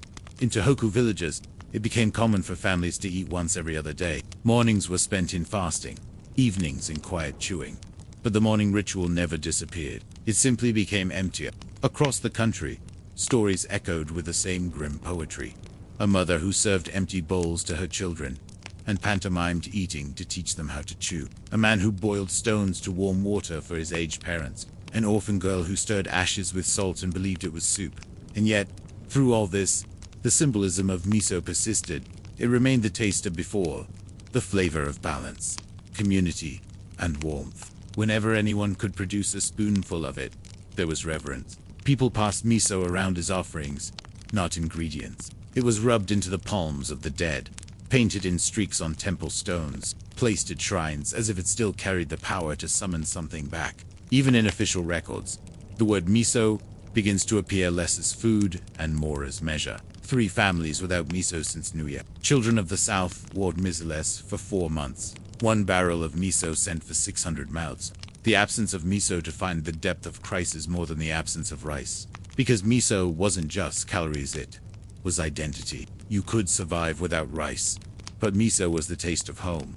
And yet, by late 1837, the rains finally began to ease. Crops planted months before began to sprout. Not rice, not yet but millet, sweet potato, barley, and from the ashes of miso pots and burned fields, people began again. Slowly, the morning fires returned. The bowls were filled again not with luxury, but with enough. A half ladle of broth, a scoop of cooked barley, a pinch of pickled greens. Children cried, not from hunger, but because there was food again, and everywhere. Miso reappeared first in small batches, fermented in secret, then sold from carts in alleyways, then stacked in barrels at town markets. But it was never quite the same. The miso tasted stronger. The people who ate it had aged beyond their years. And even as the famine faded into history, the way people approached breakfast had been changed forever. In the years following, households kept their miso crocks closer to the center of the home. They monitored the fermentation process like a heartbeat. Mothers taught their daughters how to stir it, how to smell when it turned, how to stretch it when times were lean. Miso became not only the soul of breakfast, it became its spine. Because the famine had taught them one thing: ritual holds you together when everything else falls apart. And so, each morning, when the sun rose and the pot steamed again, people paused before eating, before speaking to acknowledge the bowl before them, to remember what it once meant to have nothing, and to ask, quietly, without words, what are we, without the food that remembers us? It's a cool morning in Nagasaki. The sky is clouded, the wind smells faintly of the harbor, and somewhere nearby, the rhythmic creak of a ship's mast echoes against the quiet splash of waves. You are standing on the edge of Dejima Taniata Officialaya. Japan's only official window to the Western world opens and closes with the tides. Breakfast here is not like anything on the mainland. You're not in the bustling streets of Edo or the grain warehouses of Osaka. You're in a liminal space, a place where Japanese officials, Dutch traders, Chinese merchants, and interpreters navigate a daily balancing act of language, power, and food. And in the midst of all this, a small bowl of natto fermented soybean sits on a wooden tray, quietly steaming in the morning light. Dajima, meaning exit island, was established in the early 1600s as a walled trading post designed to contain and control foreign interaction. By the late Edo period, Only the Dutch were allowed to stay, and only here, under close supervision. Every movement was monitored, every transaction recorded. But even within this rigid structure, daily life went on, and with it, the morning meal. For the Dutch, breakfast presented a daily cultural compromise. Accustomed to bread, butter, and cheese, they found themselves surrounded by rice, miso, pickled vegetables, and fermented fish. The Japanese cooks assigned to them did their best to translate foreign preferences into local ingredients. Meanwhile, Japanese interpreters and officials watched closely, curious and cautious. The result? A culinary negotiation unlike any other. A typical Dejima breakfast in the 18th and 19th centuries could include steamed white rice, served alongside small dishes of pickled daikon or plume, a bowl of miso, shurumiso, supofan laced with dried sardines or clams, grilled mackerel or sometimes replaced with preserved western salted meats when ships had recently arrived, natto sticky, pungent, fermented soybeans, beloved by locals but met with suspicion by foreign palates, occasionally hard biscuits or rye bread from Dutch ships, softened with local tea. For Dutch traders, this breakfast was strange but necessary. They were guests, confined by geography and policy. The bread they longed for molded quickly in the humidity. Butter melted, cheese spoiled, and so they adapted. Many Dutchmen came to appreciate Japanese morning food, if not the texture of natto, then the simplicity of rice and meat. Some even requested Japanese-style meals when returning to their homeland, having developed a fondness for the soft umami of fermented fish and the tang of pickled greens. Japanese cooks, for their part, found the foreigners' reactions curious. They noted which dishes were favored, which were pushed aside. Some tried seasoning soup with less salt or cooking rice slightly firmer to suit foreign tastes. Recipes evolved, techniques merged, and though no cookbooks were exchanged, knowledge passed silently, bowl by bowl. But breakfast on Dejima was more than nutrition. It was politics. Every bite a Dutchman took was watched. Every request for butter or beer was noted. The shogunate was deeply concerned about Western influence, especially Christian ideology, and so meals became a subtle method of control. If the foreigner relied on Japanese food, he remained dependent. If he rejected it, he risked offense or worse, a suspicion. This fragile balance extended to the Japanese staff on the island as well. Interpreters, cooks, guards, and clerks often ate alongside the Dutch, not at the same table, but within earshot, within shared kitchens. They too experienced a fusion of cuisine. They tasted preserved Dutch herring, hard cheese, and strange sugary confections. Some liked it, some didn't, but all of them learned to live with difference through breakfast. And then there were the hybrid meals. A Dutch official might request tamago-yaki, Japanese rolled omelette, but with a pinch of nutmeg or black pepper brought from Batavia. A Japanese cook might attempt to bake flatbread over a brazier using sake lees and flour traded from a Dutch ship. These experiments were quiet revolutions, reshaping the palate of two empires through morning meals. Natto, in particular, became a symbol of this exchange. Slimy, sticky, intensely fragrant, it was a point of fascination and revulsion. Many Dutchmen refused to eat it. Some called it rotted beans. Others, more curious, mixed it with mustard and soy sauce and declared it surprisingly agreeable. In time, a few even requested it regularly. The Japanese staff found this amusing. To them, natto was comfort food, a rich source of protein in a meatless society. Served warm with rice, it was believed to strengthen the body and regulate the digestion. It smelled like home, like the fields of inland Japan. And to see a foreigner take it reluctantly, then gratefully, was a small victory. Dejima, after all, was about containment, control, limits. But food knows how to slip through walls. In the quiet of morning, before trade negotiations began and ledgers were reviewed, people from two completely different worlds sat within a few feet of one another, chewing rice, sipping soup, and sharing the silence of breakfast. They didn't speak the same language, not always, but they understood the value of something warm, something fermented, something shared. And in that small island kitchen, as natto clung to chopsticks and butter melted into rice, a question began to rise. Could the first step toward understanding begin not with words, but with the taste of something strange? By mid-morning, the gates of Dejima remained closed.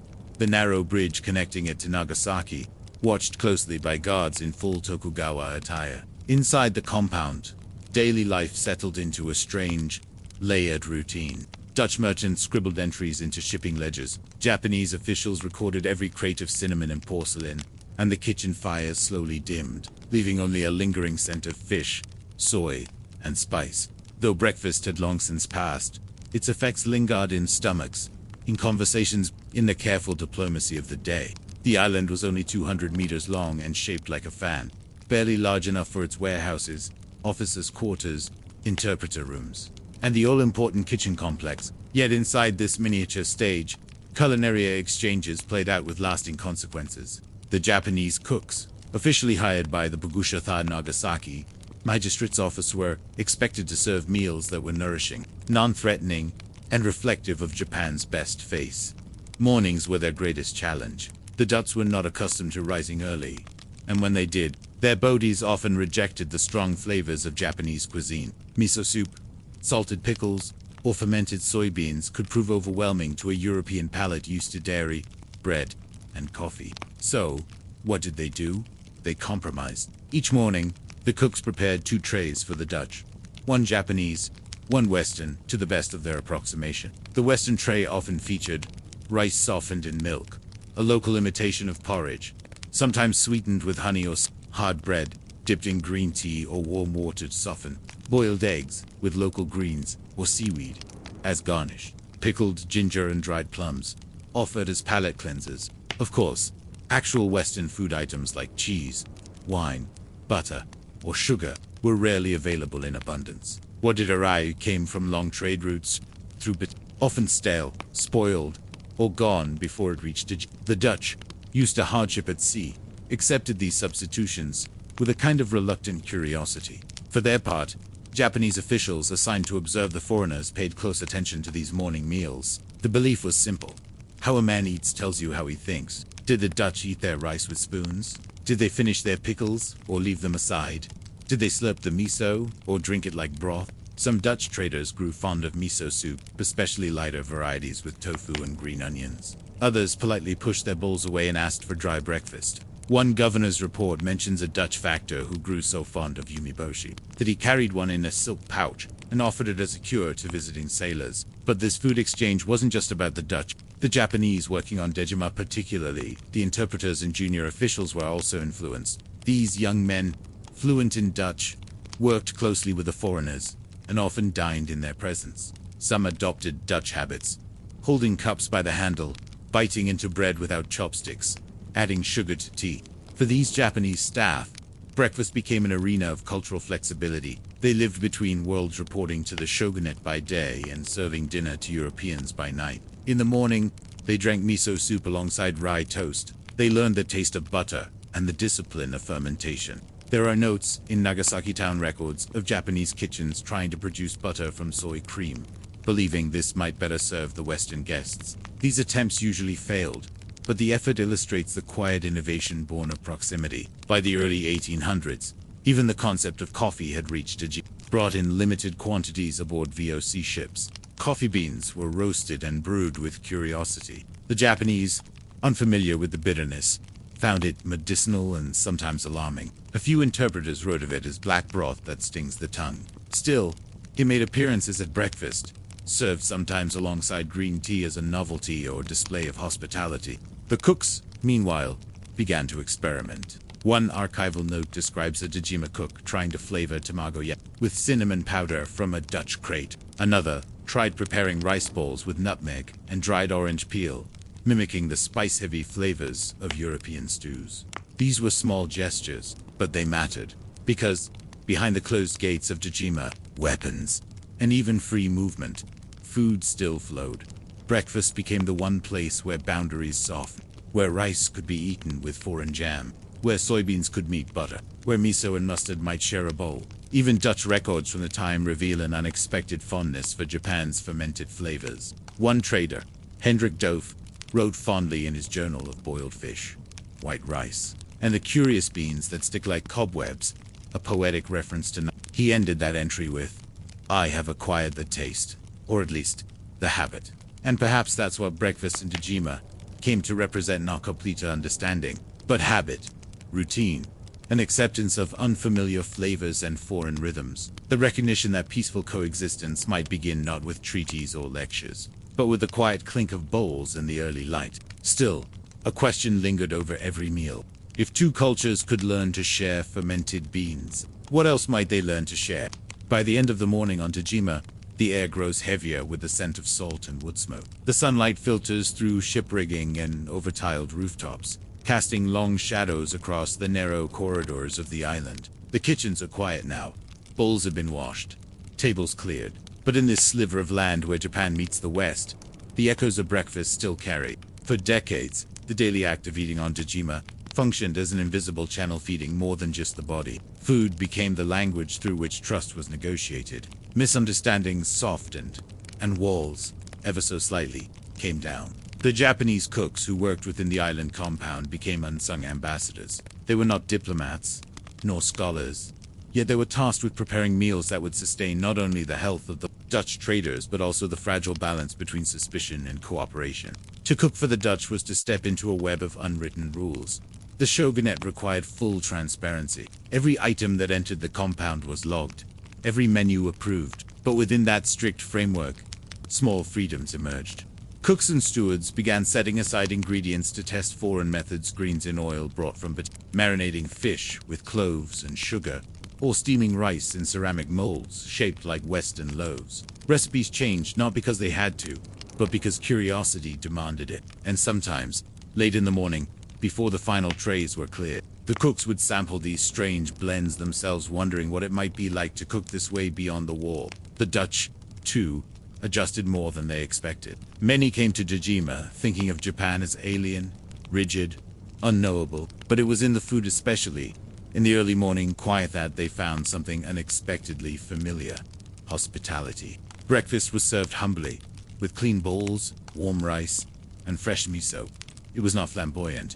It did not shout, but it was consistent, thoughtful, and deeply human. And it left an impression. A few Dutch traders began keeping diaries that included detailed notes about their meals. Some recorded recipes for Japanese pickles or miso soup, scribbled between inventory logs and shipping routes. Others sent letters back to Europe describing fermented beans that wiggle like spiders but taste of meat and salt, or rice boiled so perfectly it holds together like bread.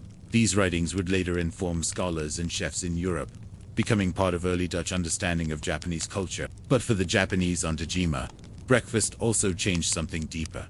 The idea of the interpreters, many of whom lived on or near the island for years, began to adopt new rhythms. Some started their day with green tea and biscuits. Others kept cloves or nutmeg hidden among their tools to add a pinch to morning rice. Some even grew fond of black coffee, though they still craved miso afterward. And beyond the island, the influence rippled out. The wives of cooks brought leftover spices home and used them in local stews. Children of interpreters described the smell of rye bread or dried fish in their father's clothing. Over time, small culinary shifts emerged in Nagasaki's neighborhood: sweet, savory sauces with unfamiliar notes, bolder uses of pepper, fried rice cakes with hints of foreign flour. None of this was deliberate assimilation. It was osmosis, quiet, daily, and deeply rooted in the body's earliest need: to be fed. But perhaps the most enduring legacy was what didn't change. Natto remained, nattos, limi, strong and local. Though some Dutch learned to tolerate it, few truly embraced it. Yet it stayed on the breakfast tray, stubborn and fragrant, because it represented something beyond taste. It was Japan. It was the island reminding the world, you are a guest here. That tension between adaptation and selfhood defined a Tajima experience, and nowhere was it clearer than at breakfast. Because in that simple meal, shared under watchful eyes and heavy rules, two cultures touched without fully blending. They offered each other flavors, habits, and compromises, but never erased themselves. As the Edo period neared its end, Tajima's days as Japan's only foreign port drew to a close. Commodore Perry's ships would soon force the gates wider. Trade would explode, cities would modernize, and food would become unrecognizably global. But for a moment on this narrow island, at dawn breakfast stood still. Rice steamed, natto stuck, coffee simmered, and two civilizations sat quietly, chewing their differences. And so, perhaps the final question from that peculiar island kitchen is this: can the act of sharing a strange breakfast become the first gesture of peace? You wake to the soft toll of a bell echoing through the cedar forests of Mount Kid. The mist is thick and blue, curling around temple roofs and musk-covered gravestones. The world is quiet. You're in a monastery now, far above the cities, above the markets, above the clamor of everyday Japan. And this morning, breakfast is not just a meal, it's an offering. Mount Kia, or Kia-sun, has been the spiritual heart of Japanese Shingon Buddhism since the 9th century. Founded by the monk Keikei, posthumously known as Kobo-dashi, this mountain basin became home to an extensive network of temples, training halls, and hermitage. By the Edo period, it housed hundreds of monks, pilgrims, and lay servants, all governed by a rhythm not of commerce, but of ritual. And at the center of this rhythm was Shejin Rihitha, a devotional cuisine of monks, plant-based, seasonal, and intentionally simple. This food was designed not to please the senses, but to discipline them. Breakfast, in this context, was not about, it was about stillness. Your day begins in darkness. A wooden mallet strikes a temple drum 3 times. Candles are lit. Incense curls into the air. You kneel on a cushion in the dining hall called Jikido, alongside other monks and novices. No one speaks. In front of you sits your breakfast tray. It holds a small bowl of oku-thin rice porridge, warm and plain, a side of tsukimono pickled vegetables, perhaps daikon or cucumber, a miso, soup made with kombu broth, tofu, and seasonal greens, sometimes simmered pumpkin or a slice of lotus root, depending on the temple's harvest, and, on special days, a bit of goma tofu, sesame tofu, delicate and soft like custard, made by grinding roasted sesame into paste and mixing it with kudzu starch. Nothing is fried, nothing is sweetened, nothing is served for indulgence. You begin by bowing to the tray, hands pressed together. Then you lift the rice bowl with both hands. You eat slowly, with care. The porridge has little flavor, but it is warm. The miso is gentle, not salty. The pickles snap quietly between your teeth. You chew each bite thoroughly, aware of every grain, every moment. This is not simply food, it is part of your practice. The principles behind this meal stretch far beyond hunger. Shejin means devotion or spiritual advancement, and Ryori means cooking. Together, they represent a cuisine rooted in compassion, humility, and awareness. No meat, no fish, no garlic or onion, nothing that stimulates the senses or distracts the mind. To cook Shejin Ryori is to follow the Goken, no Jita, the 5 reflections chanted before every meal. Consider the efforts that brought this food to the table. Reflect on one's virtue and conduct. Guard against faults of greed. Regard this food as medicine to sustain life. Consume food with the intention of enlightenment. These verses are recited silently or aloud by monks before touching a single bowl. They transform the act of eating into an act of reverence. But not all breakfasts are the same. In Mount Kia, the rank and training of a monk affect his portion. Senior monks may receive slightly larger servings, though still modest. Novices in Sui, or clouds and water, receive the most basic bowls. Visitors and lay pilgrims, if staying overnight at a shukubo, may receive a slightly more elaborate tray, with simmered root vegetables or sweet black beans added as a gesture of hospitality. Yet regardless of one's station, the rule remains: finish everything. To leave food behind is to waste not only ingredients, but the labor of the cook, the generosity of the earth, and the purpose of the meal. That's why monks use a small wooden spoon in hot water to rinse their rice bowl after eating, swirling the water to catch every remaining grain. This water is then drunk as part of the meal's closing ritual. No waste, no trace. The cook, known as tenzo, holds a position of great responsibility within the mon. More than just a laborer, the tenzo is a spiritual practitioner, trained to prepare meals with mindfulness and moral clarity. In some temples, the tenzo wakes before dawn to begin soaking beans, chopping down, and preparing miso broth, with kombu simmered to perfection. He moves in silence. He bows to his tools. He treats the tofu as he would a relic, gently, patiently, without hurry. The kitchen is sacred ground. And yet, even in this spiritual environment, there are variations. Some templos experiment with new ingredients: yuba, mountain yams, roasted tea leaves. Others stick strictly to tradition, cycling the same seasonal menu year after year, decade after decade. Regardless, the intention remains the same: to nourish the body so the spirit may remain steady. Outside, the forest remains hushed. Mist drips from cypress branches. The great cemetery of Okanoin slumbers beneath its moss. Pilgrims in white robes pass silently through the gates, some carrying prayer beads, others carrying nothing at all. And inside the dining hall, a monk finishes his miso, wipes the edge of the bowl, and bows. He has eaten, he has remembered the earth, he is ready to sit in silence for the next 5 hours. In this way, breakfast on Mount Kia becomes less about what's on the tray, and more about how it is approached. It is discipline made edible, a lesson taught without words. But one quiet question lingers, as the last bowl is stacked and the candles burn low. In a world driven by speed and consumption, what would it mean to begin each day not with urgency but with a bow? As the morning deepens and the light strengthens, life inside the monastery of Mount Kia moves slowly, purposefully, like mist crawling over the stone steps outside. The breakfast trays have been cleared, the bowls wiped and stacked. The monks have returned to their various posts, some to the meditation halls, others to scripture copying, temple upkeep, or sweeping the grave paths of the Okinoin cemetery. But within the monastery kitchen, the day is still unfolding. The Tenzotha temple cook washes the last of the sesame, tofu molds, and gently places them in the sun to dry. Though breakfast is over, he is already thinking ahead. How to prepare lunch, how many radishes are left from yesterday's harvest, whether the fermented bean paste in the cool storeroom will last the week. His rhythm is not hurried. He does not measure time in hours, but in steps. Within this space, food is not a commodity, it is practice. The Tenzo follows a lineage that dates back to Zen in China and was codified in Japan by the great Zen master Dogen in the 13th century. In his instructions for the Tenzo, Dogen writes that a cook must handle every ingredient with the same care given to a sacred object. Even a single grain of rice, he warns, must be respected. Do not treat it lightly. He writes, for it has come to you through many hands in great suffering. This teaching endures in Kihusan centuries later. Breakfast, especially, is handled with ritualized precision. Ingredients are prepared the night before.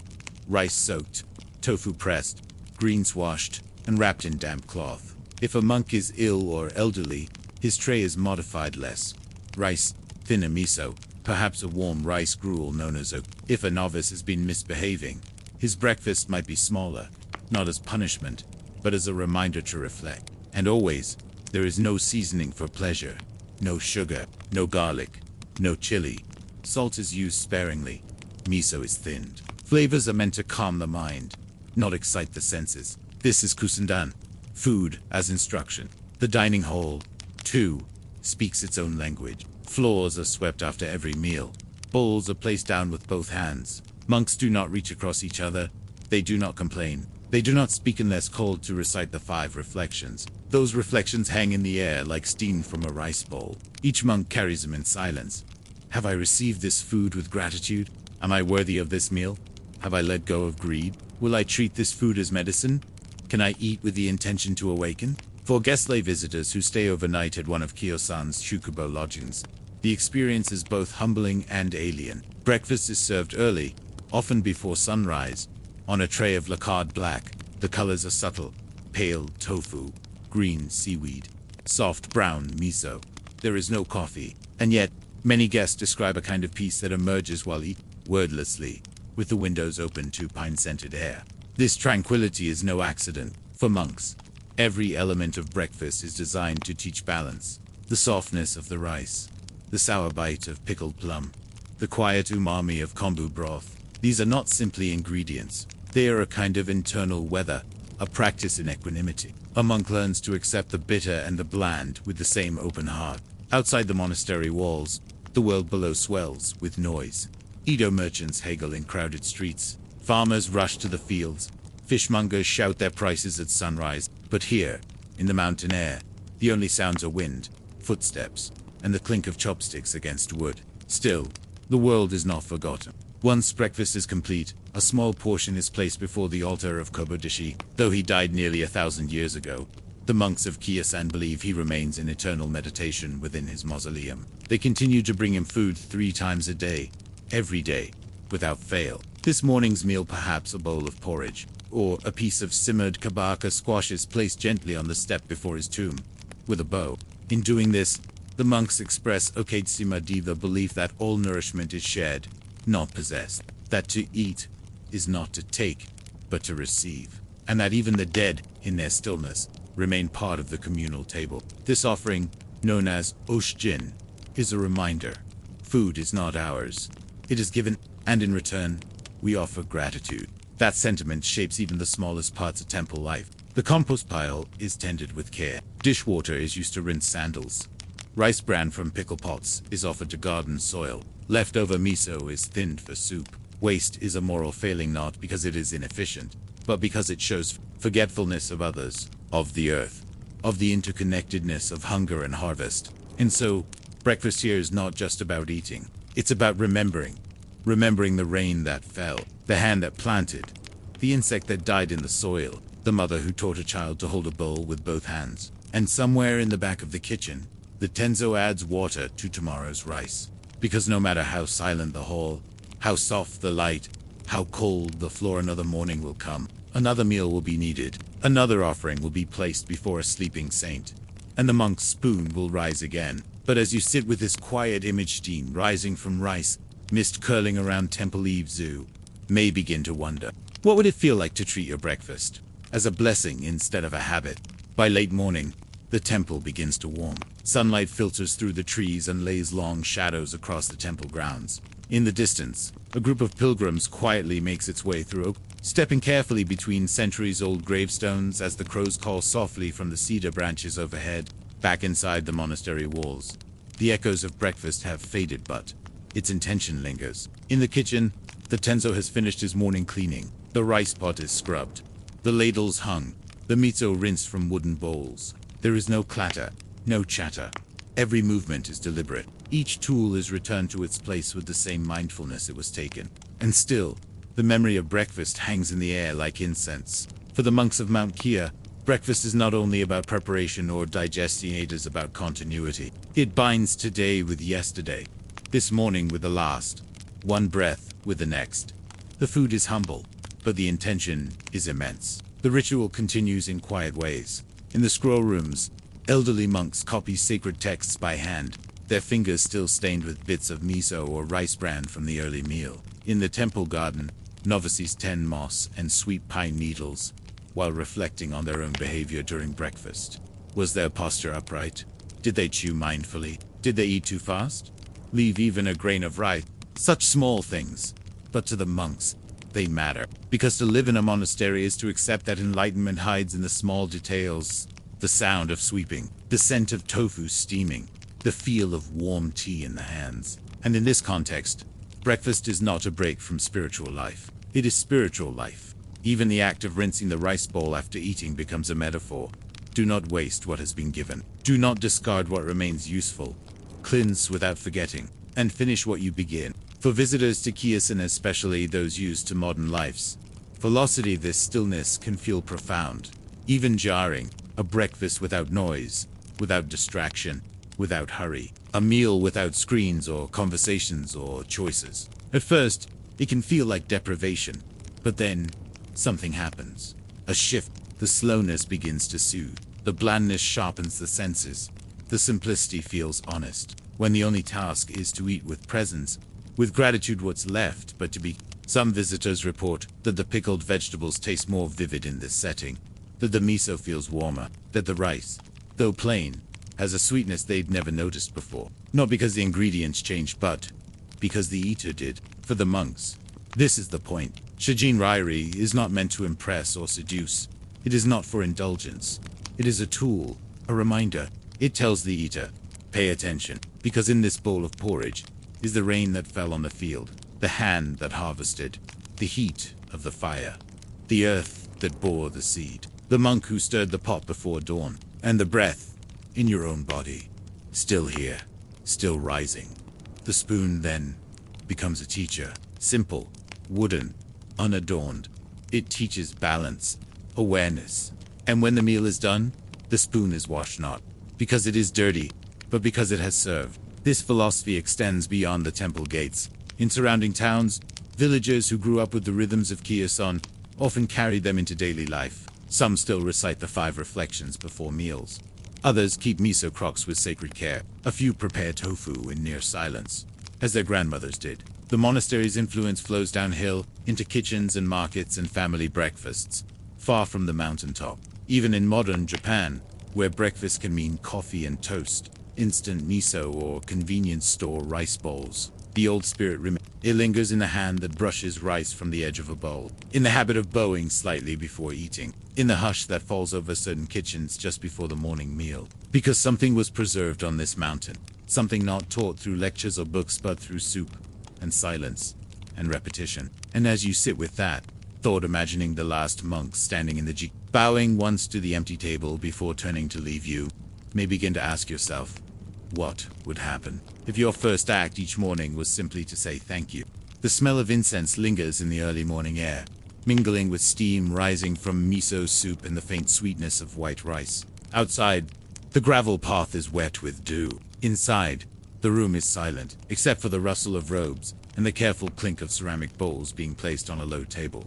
You are not at a temple this morning. You are in the home of a grieving family. The candles are still burning from the night before, a portrait of the deceased framed with black ribbon wrists. Before a bowl of cooked rice, a pair of chopsticks stuck upright in the center. You sit cross-legged near relatives and neighbors, all wearing black, all quiet. This is not an ordinary breakfast. This is a breakfast for the dead. In Japanese tradition, the morning following a death is not only for mourning, it is also for remembering. And one of the most powerful forms that remembrance takes is food. Specifically, the first meal after death, known as ushakumeshi, and the rituals of feeding both the living and the spirit of the departed. The rice, offered with upright chopsticks, is the clearest symbol. In all other contexts, sticking chopsticks upright into a bowl is a taboo and unsettling, immediate gesture that reminds anyone at the table of a funeral. But here, it is precisely the point. The chopsticks stand like incense sticks, reaching from the earthly to the spiritual.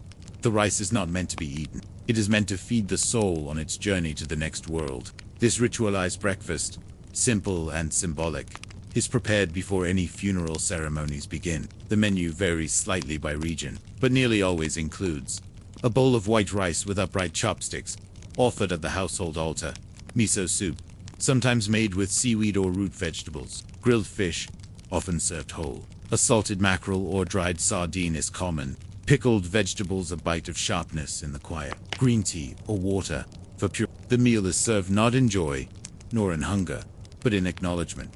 It is not celebratory. It is not nourishing in the usual sense. It is simply necessary. It roots the living in a routine when the world has been disrupted. It signals, even amid grief, that the rhythms of life must continue. In many homes, the family does not eat immediately. First, a portion is placed before the portrait of the deceased. The rice bowl remains untouched. The fish is left whole. The steam rises into the silence. Then, after a time, the rest of the family eats slowly, quietly, without chatter. This is not a meal for conversation. It is a meal of presence. In Buddhist households, the connection between food and the spirit world runs deep. It is believed that during the early hours after death, the soul hovers nearby. It is not yet fully separated from the body, nor from the home. Food offered at this time serves as both nourishment and invitation away to guide the spirit gently onward. Monks often chant sutras during or just after this breakfast. The scent of incense rises alongside the scent of rice. The air is thick with memory. In some homes, the meal is prepared by a neighbor or close friend, allowing the immediate family to remain focused on ritual and prayer. Others insist on preparing it themselves, often in tears, hands trembling, but determined to fulfill their final duty to the loved one who has passed. And still, the fish remains. The fish grilled, salted, set neatly beside the rices, perhaps the most striking part of the table.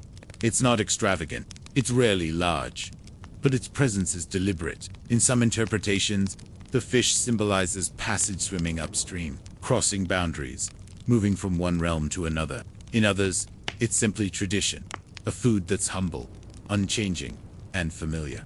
A kind of edible continuity. There is, of course, deep regional variation. In parts of Kyushu, small portions of Kanekua gelatinous root-based food are included, believed to cleanse the body spiritually. In rural parts of Tohoku, millet or barley may replace rice. In Shikoku, the pickles are prepared from daikon, soaked in sweet vinegar, wrapped in leaves from the family garden. But across all these differences, the principle holds.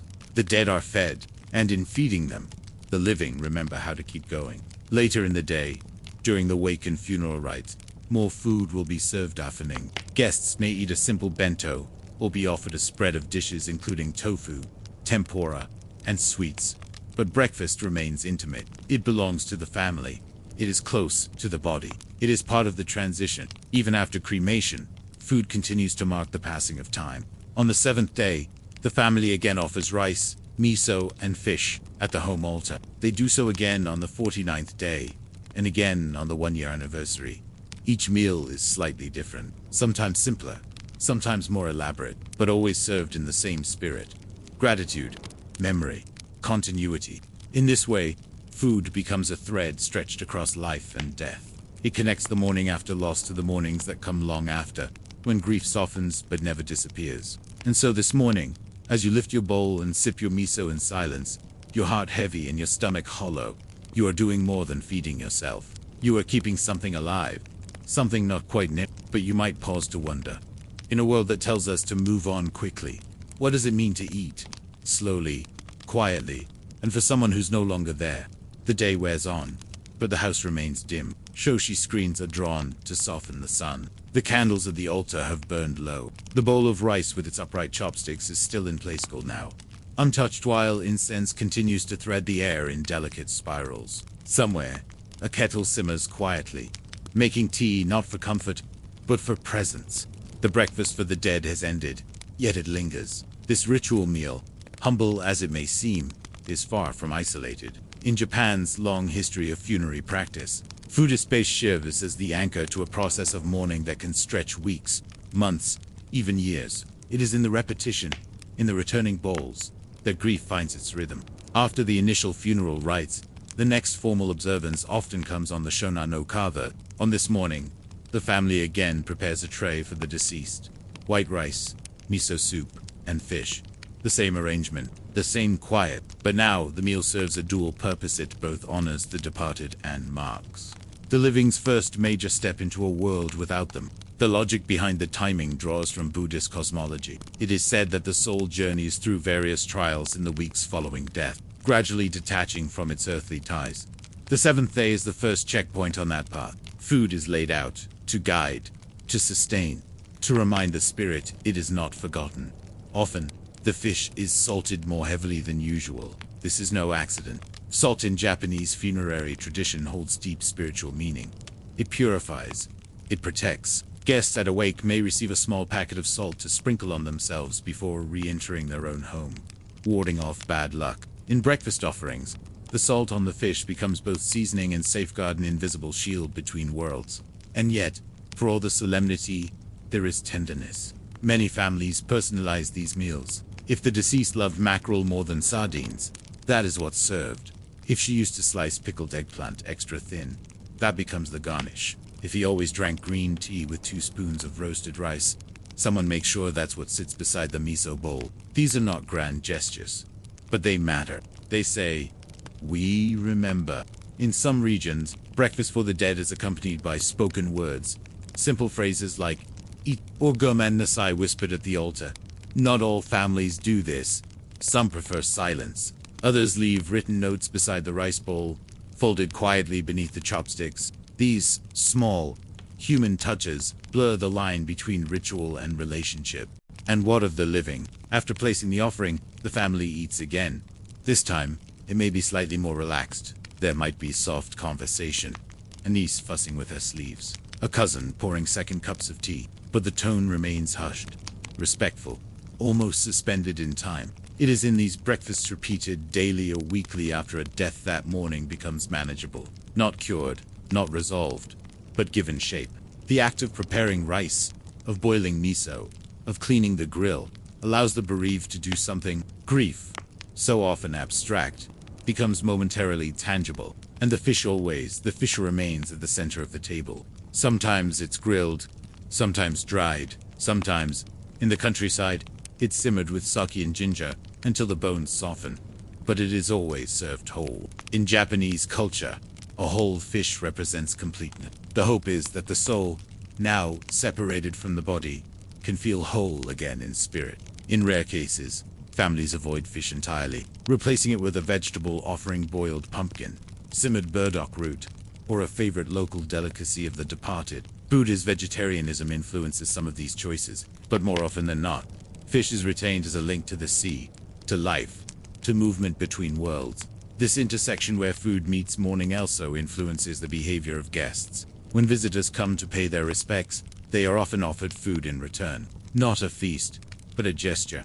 A cup of tea, a rice cracker, a wrapped sweet. Even amid sorrow, hospitality must be extended. This exchange affirms that the family remains connected to society, that even in loss, they are not alone.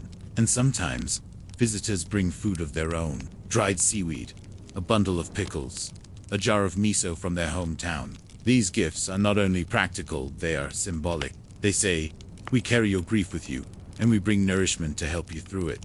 Perhaps the most poignant of these exchanges happens quietly, in the early hours, when a neighbor might leave a parcel at the door.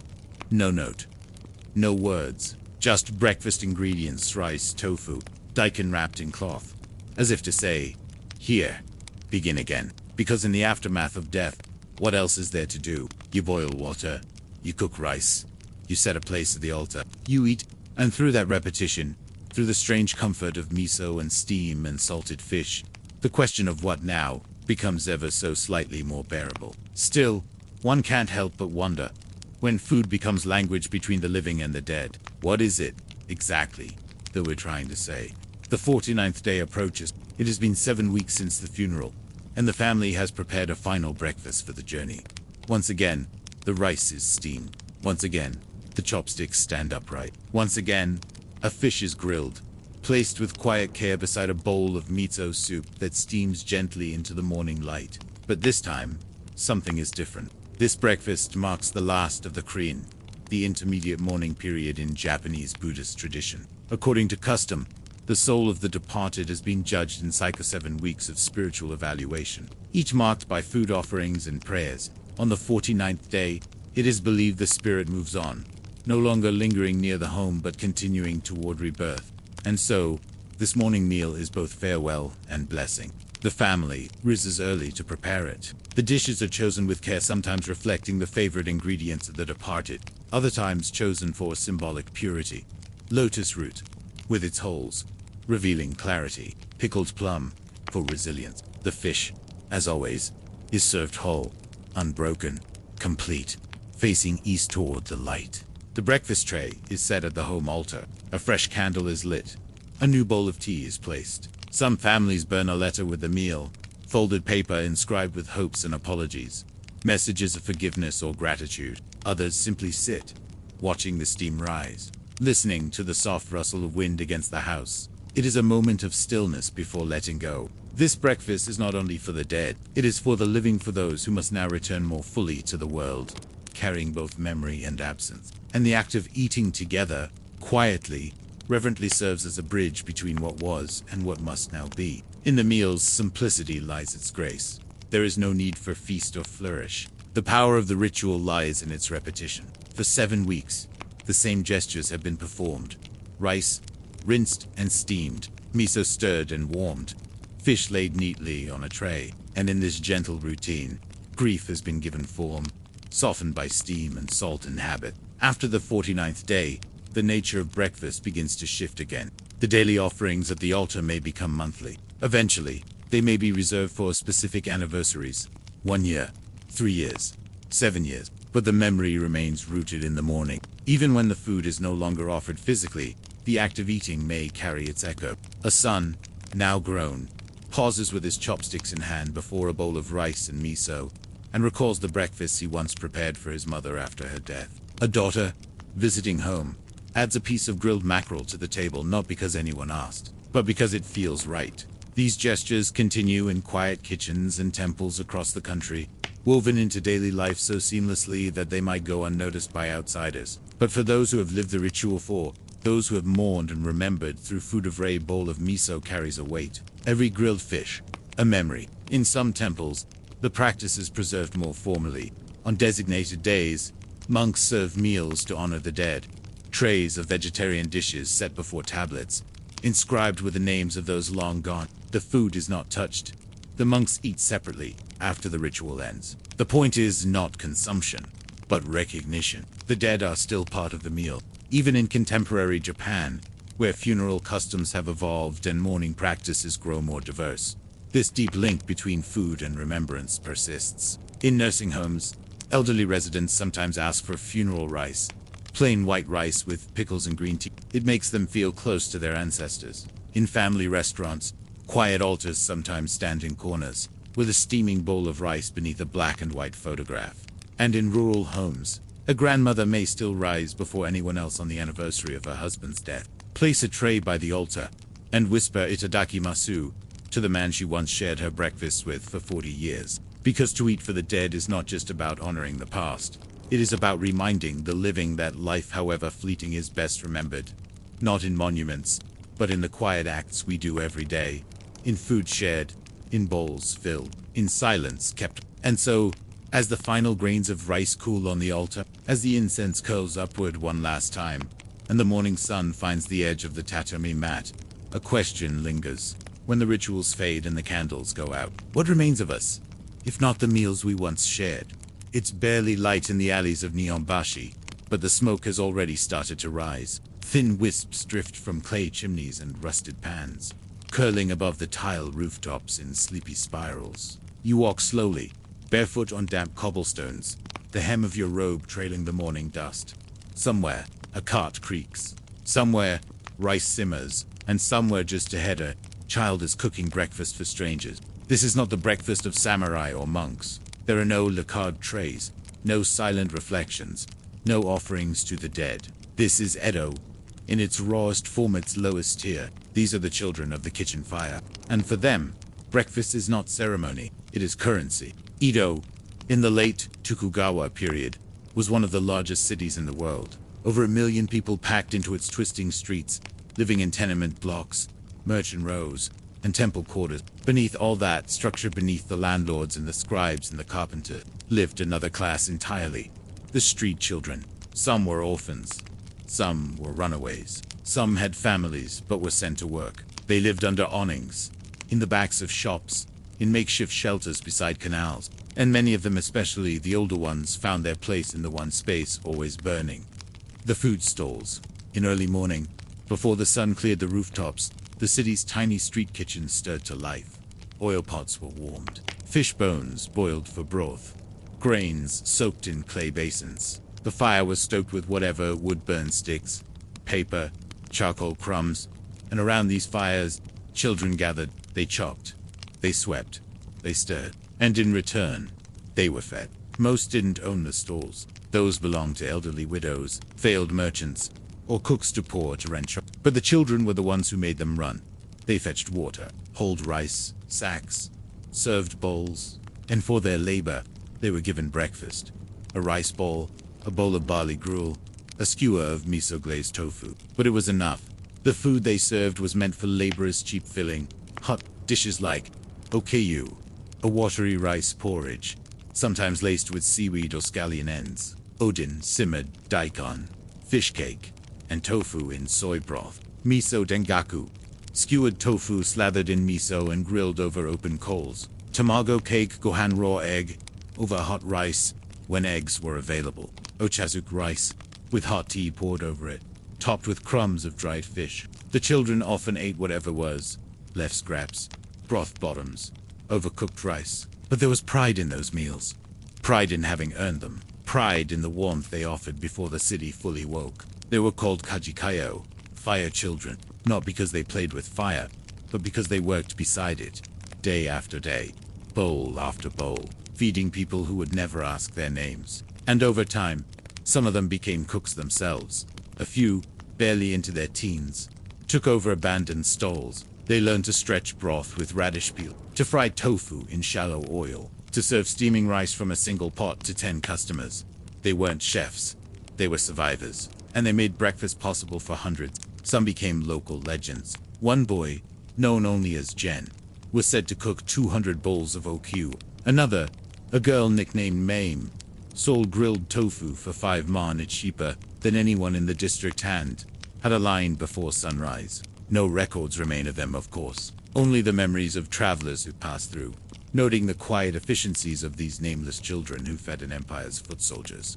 Their kitchens were not clean, their ingredients were not fine, but their meals carried heat and purpose and something even harder to define: Because in a city as vast as Edo, where the gap between samurai mansions and peasant huts could be measured in steps, the food stalls run by children were places of unexpected equality. Anyone with a few coins could eat. Anyone hungry could be served. And for the cook, some no older than tenet, was a kind of power rarely granted to those in rags. But it was also fragile.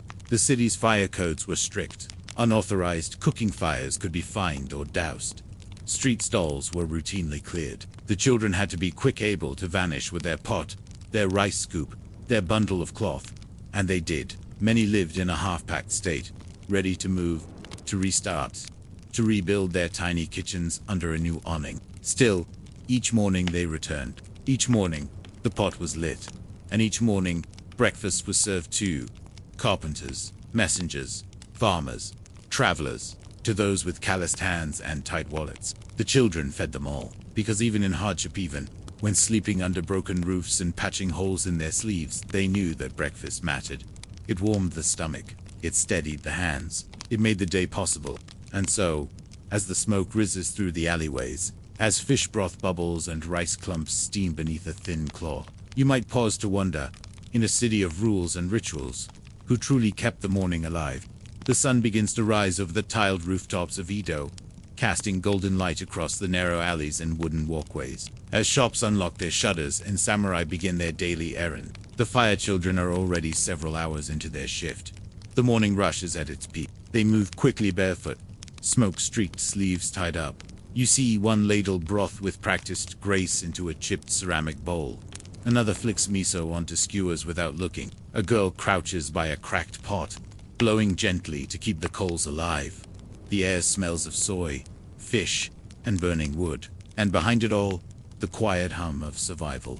These children are not apprentices in the formal sense. They have no contracts, no masters to train them, no prospects of opening proper restaurants in wealthy districts. But they are learning nonetheless through repetition, resilience, and they know which type of rice gives thicker pork, which tofu holds together best over fire, how to sweeten broth with dried kelp ends, how to judge miso quality by scent alone. They watch, they imitate, and above all, they adapt. Because in the food alleys of Edo, adaptability is everything. The city is prone to fires. Hino, Ijin, they chant, beware the flames, and street stalls are often the first to go. A single spark from a cooking pot could level dozens of homes. When disaster strikes, it is the children who rebuild. Within days, a new lean-to appears, a new charcoal pot set on bricks, a new handwritten sign dangling from string, and always, rice, soup, and steam. But even in normal times, life is precarious. A cart can be overturned by drunk soldiers. A child vendor may be fined for obstruction. On bad days, the police sweep through, confiscating pans and chasing stallholders off with sticks. Still, they return. They always return. Because for these children, breakfast is more than income. It is identity. In a society where lineage defines worth, where surnames carry status and birth determines fate, cooking breakfast in the alleys gives the fire children a strange kind of autonomy. They are not servants. They are not beggars. They are cooks. They serve customers who line up willingly, who hand over coins for something warm and real. And when a laborer thanks them with a bow, or a fisherman lingers to chat after eating, that moment is more than just payment. It is dignity. It is proof that they exist. Some mornings, you'll find a little cook offering scraps to stray dogs. Others feed younger siblings first, tucking an onigiri into a sleeve for later. Despite their own poverty, these children often live by a kind of shared code. Don't waste food. Help those hungrier than you. Respect the fire. Many are orphans of fires, floods, or famine. Others have simply been left behind. But in the warmth of the cooking pot, they find a kind of family. Not in blood, but in labor. In the steam that clouds their faces. In the silence they share as they stir and flip and wait. Their tools are simple. A single iron pot, blackened by use. A wooden rice scoop, cracked but smooth from years of use. A bundle of straw used to scrub bowls clean. A canvas cloth for sitting, serving, and packing. A tin box to hold coins, often buried discreetly beneath loose floorboards or tucked inside a bamboo mat. Breakfast costs vary. A bowl of okayu might be 2 months. A skewer of tofu. Tea is often free brewed from old leaves, poured into shared cups. Customers sit on crates or squat against alley walls. They eat quickly, nod, leave. Sometimes they overpay. Sometimes they don't pay at all. And sometimes the children eat last. If there is rice left, they divide it. If the miso pot is empty, they scrape what remains. If nothing is left, they wait until dusk, when another stall may feed them in exchange for labor. The hunger teaches them patience. The work teaches them and through it all, they gain something no school could offer. Intuition.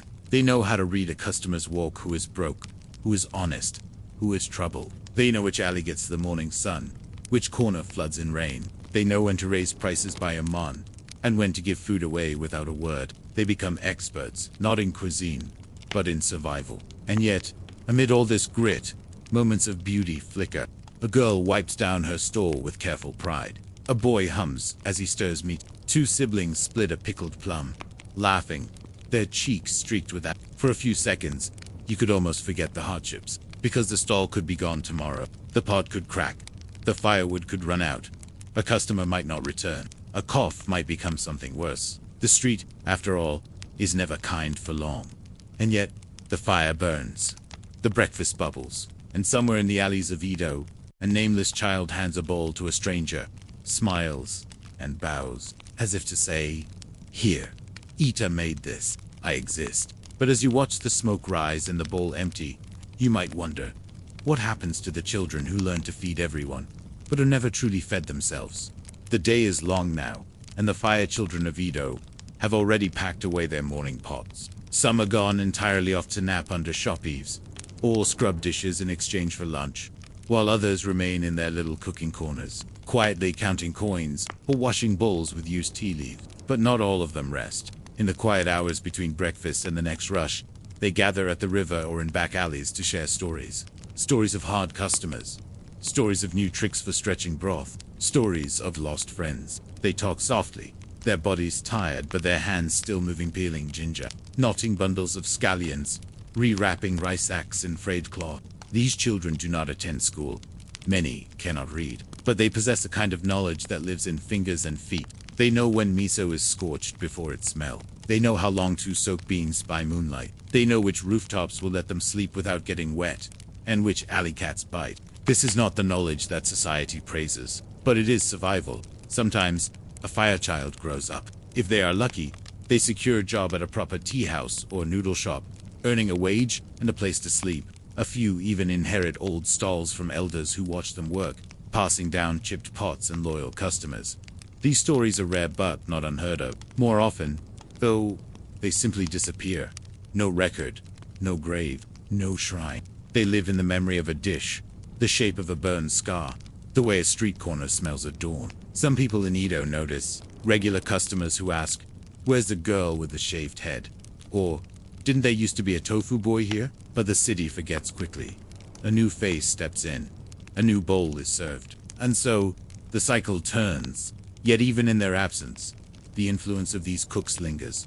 The breakfast culture of Edo owes much to the fire children. The way miso is ladled with a flick, the custom of giving tea freely, the idea of breakfast on the move, served steaming and fast to standing customers. These came not from samurai kitchens, but from children who cooked for necessity. Their hands shaped the daily rhythm of a city that rarely stopped to thank them. But if you knew where to look, their presence was everywhere.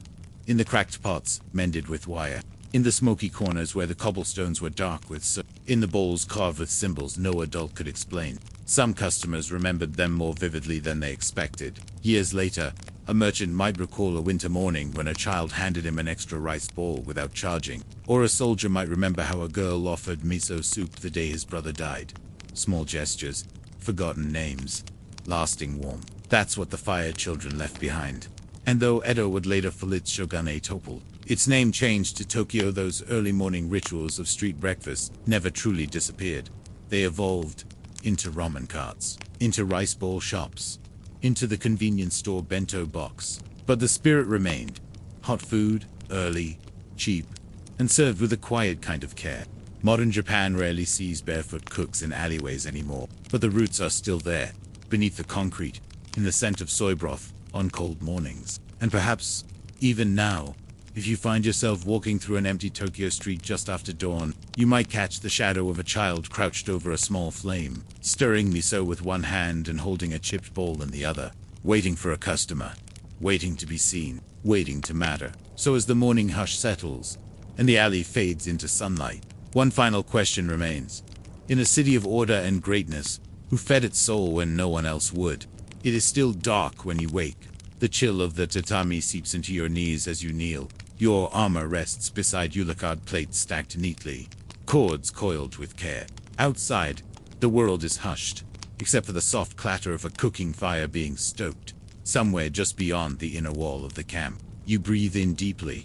Ash, rice, a trace of meat. This is the scent of a samurai's breakfast. And today, you might die. In the stories of great battles, Sekigahara, Okeyazama, the siege of Asakawi, of tactics, of names etched into stone. But those stories rarely tell us what the men ate before stepping onto the field. They rarely describe the bowls passed from hand to hand in the grab-blue morning, the food that steadied trembling fingers and soothed the stomach before blood was spilled.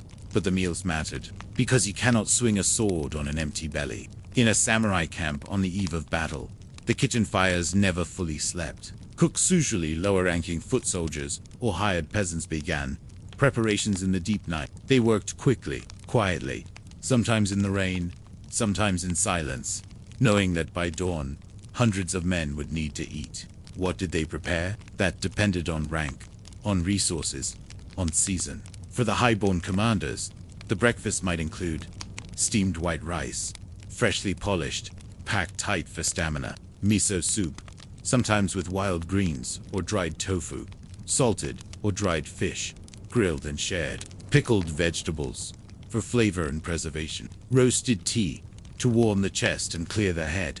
For the foot soldiers, it was simpler: brown rice or millet porridge, bulk food that filled the stomach, pickles, whatever could be found, soup, thinner and less seasoned, occasionally miso spread on a rice ball, wrapped in a leaf for quick eating, and always the meal was eaten quickly. There were no formal rituals, no prolonged conversations. Some ate alone. Others sat in small groups, sharing silence. Occasionally, a man would joke too loudly, then fall quiet. Even the bravest warriors chewed more slowly before a battle. The food itself wasn't luxurious, but it was chosen carefully. Rice for strength, soup for warmth, pickles for alertness, fish for salt and stamina. These were not foods of indulgence. They were tools, like swords, like shields, and they had to be portable. In some cases, soldiers received their breakfast in the form of rice balls wrapped in leaves or cloth. These could be tucked into armor or carried on the hip. During long marches or surprise ambushes, the rice ball was the only thing keeping a man upright. A single bite might be all he had time for, but it mattered. The samurai did not eat for pleasure. He ate to function. Yet even in these practical meals, there were quiet moments of humanity. A captain might share half his grilled fish with a trembling recruit. A cook might slip an extra pickle into a soldier's bowl, knowing he hadn't eaten well in days. A samurai, far from home, might take an extra second to close his eyes while chewing, remembering the way his mother used to prepare miso on battle mornings. Long ago, in a kitchen now ashes, these breakfasts connected the warrior to his life, not to honor, or loyalty, or war, but to breath, to hunger, to heat, and that made them dangerous. Because when you remember your body, you also remember your fear. Historical accounts tell us that many warriors vomited after breakfast, nerves twisted so tight that even warm rice could not stay down. Some drank only tea, others paced before the fire, bowl in hand, unsure whether to eat or pray. Some did both. There were also customs. Before eating, some samurai would bow slightly toward the rising sun, not as religious ritual, but as recognition. Another morning had arrived. It might be their last. A few scribbled haiku in the dirt beside their bowls. Some whispered names of their children. One soldier, recorded in an old clan ledger, poured a single spoonful of miso onto the earth. For those already gone. In these moments, breakfast was no longer food. It was farewell. Still, they ate. Because hunger made the sword heavy. Because food gave shape to the morning. Because chewing rice, swallowing broth, grounding the body in something warm and real, these things helped a man take that first step toward what might follow. As dawn lifted, the bowls were cleared, the armor strapped tight, the banners raised. But if you stood very still, very quietly, might hear the ghost of something more than steel. The soft scrape of chopsticks, the final sip of soup, the pause before standing. And maybe you'd ask, what do you taste? When you think it might be your last meal, the sun crests low behind a haze of mist and wood smoke. The sounds of the camp are changing now, no longer just the crackle of cooking fires or the slosh of rice water. Horses stamp, voices carry, sharper now, clipped. The morning meal has passed, but the feeling of it lingers. As you walk between rows of tents or through a forest clearing near the battlefield, the signs of breakfast are still everywhere. Empty bowls stacked, burnt rice crusts scraped from pots, a few forgotten radish peels on the ground, trodden into the mud, a trail of miso paste where someone dropped a rice ball in the dark. The warriors are readying for combat, but their bodies still remember the heat of broth, the salt of fish, the bitter crunch of pickles, and it's in that remembering that something important happens. Because even in the world of the samurai with its rigid codes of honor and deadly efficiency, the final touch of humanity before violence begins. Not all battles were the same. Some were planned. Others arrived suddenly, forcing soldiers to fight without warning, on half a rice bowl, or nothing at all. During long campaigns, rations could dwindle to wild plants, tree bark, and thin soup, made from river water and boiled roots. In these moments, the breakfast before battle became not just important but vital. Historical records from the Sengoku period describe how commanders prioritized grain supplies with the same urgency as weapons. No rice, no war. One strategist reportedly said, castles were seized not with swords, but by cutting off food. Entire campaigns failed because breakfast couldn't be made. Which means that the calm, deliberate breakfast before a planned battle, however simple, was a luxury of stability. A chance to prepare the body and mind for what would come. Let's look closer. Rice, the centerpiece of every meal, wasn't just nourishment. It was symbolic. To a samurai, it represented home, duty, and discipline. Even when short on water or fuel, the cooks would try to steam or boil rice properly because handing a warrior his bowl with undercooked grains was seen as disrespectful. Miso soup was more than warmth. It carried umami, salt, and familiarity. Even in crude battlefield kitchens, soldiers would scrape fermented miso paste into boiling water, toss in dried scallions or bits of seaweed, and sip it slowly while watching the fog lift. Salted fish gave the meal balance. Preserved mackerel or sardines, grilled quickly, sometimes barely thawed. Not everyone got fish. It was rationed carefully, often saved for officers or those about to lead the front lines. And then, the pickle shop, pungent, often homemade and stored in wooden barrels. Pickled daikon, yumiboshi plums, or fermented cucumbers. They kept soldiers alert. They cut through the blandness of porridge. They reminded the men of mothers, wives, villagers left behind. These elements, humble as they were, created something more than just calories. They created rhythm, a final rhythm before chaos. And that rhythm mattered. A samurai who woke early, cleaned his armor, tied his cords, ate his bowl of rice and soup in silence, entered battle differently than one who stumbled into it empty-bellied and cold. Commanders knew this.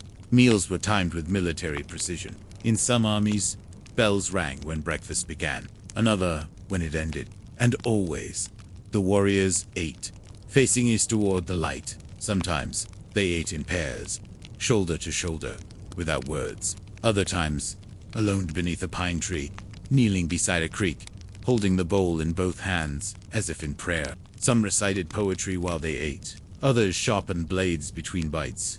A few scribbled letters to families after breakfast, short messages folded into sleeves or tucked into armor plates. Farewells, just in case. The emotional distance between a bowl of rice and a drawn sword was not as great as it seems. The meal helped a warrior center himself in the life he was defending: his land, his family, his place in the world.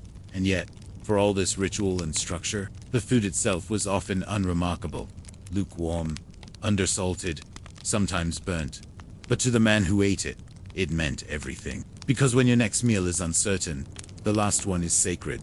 And so, the breakfast before battle became a kind of offering not to gods, but to the moment, a final act of care before surrendering to the unknown, a gesture of humanity before one had to act with inhuman speed and strength. It begs the question, when survival hangs by a thread, what tastes stay with us longer than the fight itself?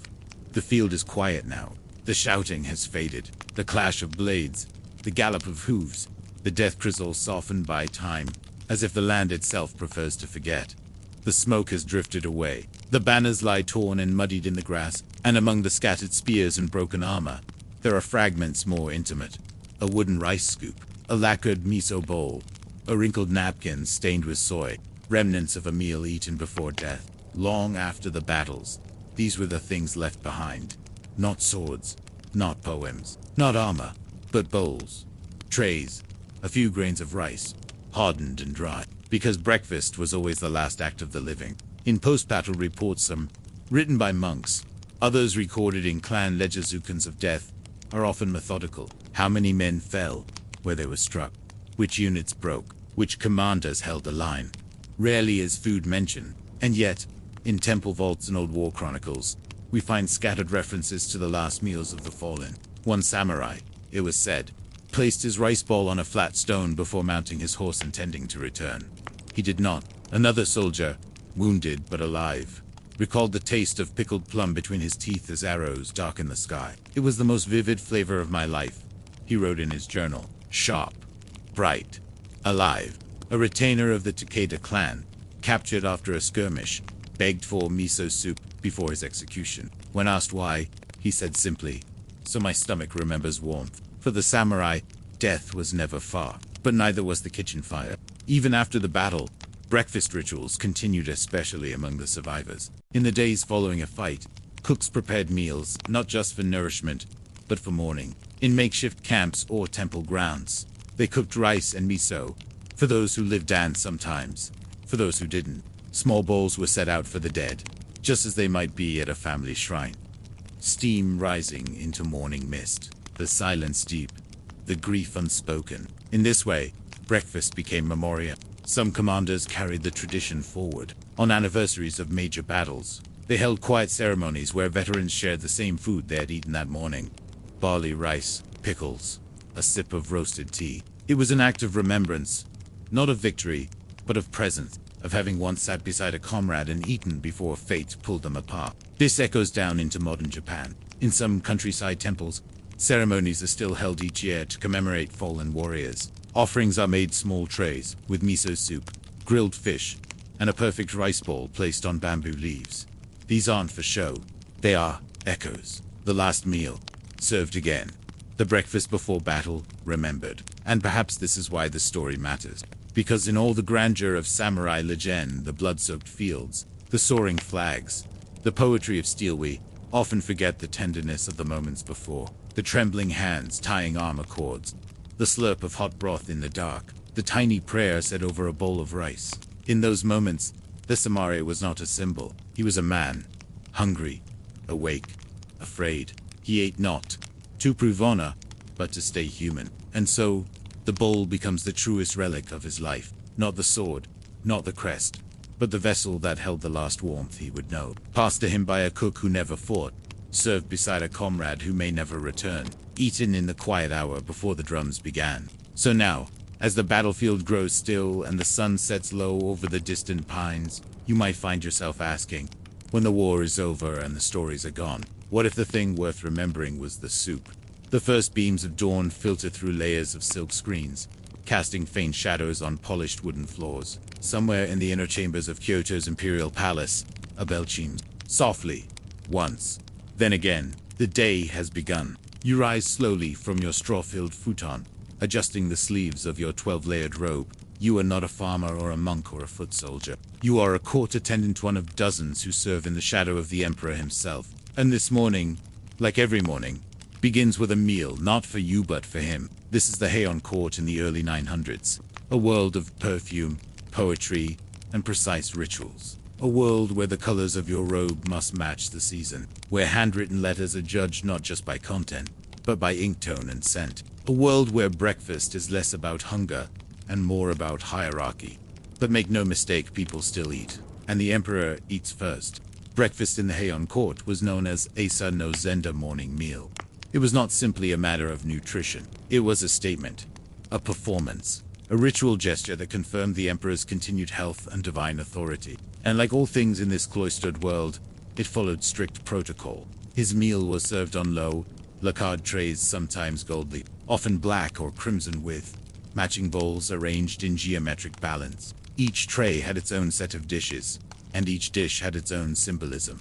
There were rules about direction, rules about order, even rules about how far the rice bowl should sit from the soup. A typical imperial breakfast might include steamed rice, carefully fluffed and cooled to the precise temperature, clear soup, often with slivers of white radish or strips of dried tofu, salt grilled fish, usually river trout or sea bream, served whole, pickled vegetables, cut into delicate fans or spirals, boiled greens with sesame paste, served in fine ceramic, fermented soybean mash, for the noble tang of umami, and occasionally, a small sweet plum preserves or riced jelly served at the edge of the tray. But none of this food was eaten quickly, nor, often, was it eaten fully. The emperor would take a few bites, just enough to affirm the ritual, then rise. His attendants would bow and clear the tray. What happened next is what truly interests us, because the leftovers, those perfectly arranged, barely touched, dishes didn't go to waste. They were passed on, not to beggars, not to kitchen hands, but to high-ranking nobles, priests, and sometimes even favored poets who happened to be in the palace that morning. It was an unspoken honor to receive the emperor's unfinished meal, to eat, quite literally, the remnants of divinity. This was not an insult. In fact, it was a symbol of trust, of proximity, of cultural intimacy. The leftovers were known as narration imperial remnants. To taste them was to reaffirm your place in the order of things. Some nobles even kept the utensils used by the emperor, polishing them and storing them away like relics. One court diary from 934 CE tells of a man who framed a fishbone from the emperor's tray and displayed it in his study for years. And yet, behind the pageantry, the kitchen was buzzing with quiet chaos. Dozens of cooks labored before sunrise to prepare the trays. Each leaf was inspected, each bowl aligned. The rice was washed 7 times. The soup strained through silk. Woodblock menus were inked and reviewed by court officials. One wrong garnish, and the entire breakfast could be discarded. Not because of taste, but because of symbolism. The Heian court was obsessed with meaning. A certain pickled vegetable might suggest melancholy. An off-season herb might offend the calendar gods. A too salty broth might be interpreted as criticism of a poem the emperor wrote the night before. Everything mattered, and everyone was watching. And the rest of the palace, they waited. Lesser courtiers, pages, musicians, scribes, they ate after the trays were cleared, often from simpler fare prepared inside kitchens. Their breakfasts might echo the emperor's meal, but in diluted form. Thinner soup, cheaper fish, coarser rice. Still, to partake at all was a privilege. The lower staff, the real workers, the ones who lit the fires and cleaned the trays, often didn't eat until hours later. Their meals were plain: barley gruel, pickled radish, sometimes a spoonful of meat. But even they understood the weight of the ritual above them. In the imperial court, food was hierarchy. The act of eating was language. A bite was not just a bite, it was a declaration of health, a whisper of favor, a ripple in the social pond. And yet, somewhere beneath all this, beneath the layers of meaning and silk, was the simple truth that everyone, even an emperor, must begin their day with a meal, even if only a few bites, even if only to leave the rest behind. And so, as the trays are cleared, and the palace resumes its hush of paper scrolls and sandalwood smoke, you might wonder, when power is so carefully plated, who truly gets fedand, who is left to eat the silence? You're deeper in the palace now. The formal breakfast has ended, the lacquered trays have been whisked away, and the great wooden corridors are once again quiet, save for the soft footfalls of attendants and the whisper of calligraphy brushes. But just beyond the polished screens, another breakfast unfolds. Less refined, less ritualized, but no less significant. This is the meal of those who live in the emperor's shadow. The courtiers, ministers, consorts, and high priests of the Heian court often receive their own morning meals, only after the emperor's food had been served and, more importantly, cleared. Unlike the commoners outside the palace walls, these elite figures didn't prepare their own food or eat at communal tables. Their meals were arranged individually, often in their private quarters, and sometimes, if they were lucky, featured dishes that included imperial leftovers. But leftovers in the Heian court didn't mean half-eaten scraps. It meant untouched food dishes ceremonially placed on the emperor's tray, often without being touched, then carefully passed on while still warm. In some cases, These trays were simply duplicated in full-on entire second set of bowls prepared for redistribution to favored individuals. This was a system of subtle reward. You didn't receive money or land for writing a good poem. You were honored with a tray from the emperor's breakfast, or perhaps even a seat nearby during his meal. If you were especially lucky, you might be allowed to dine in a screened corner of the room while he ate a rare intimacy in a court built on distance.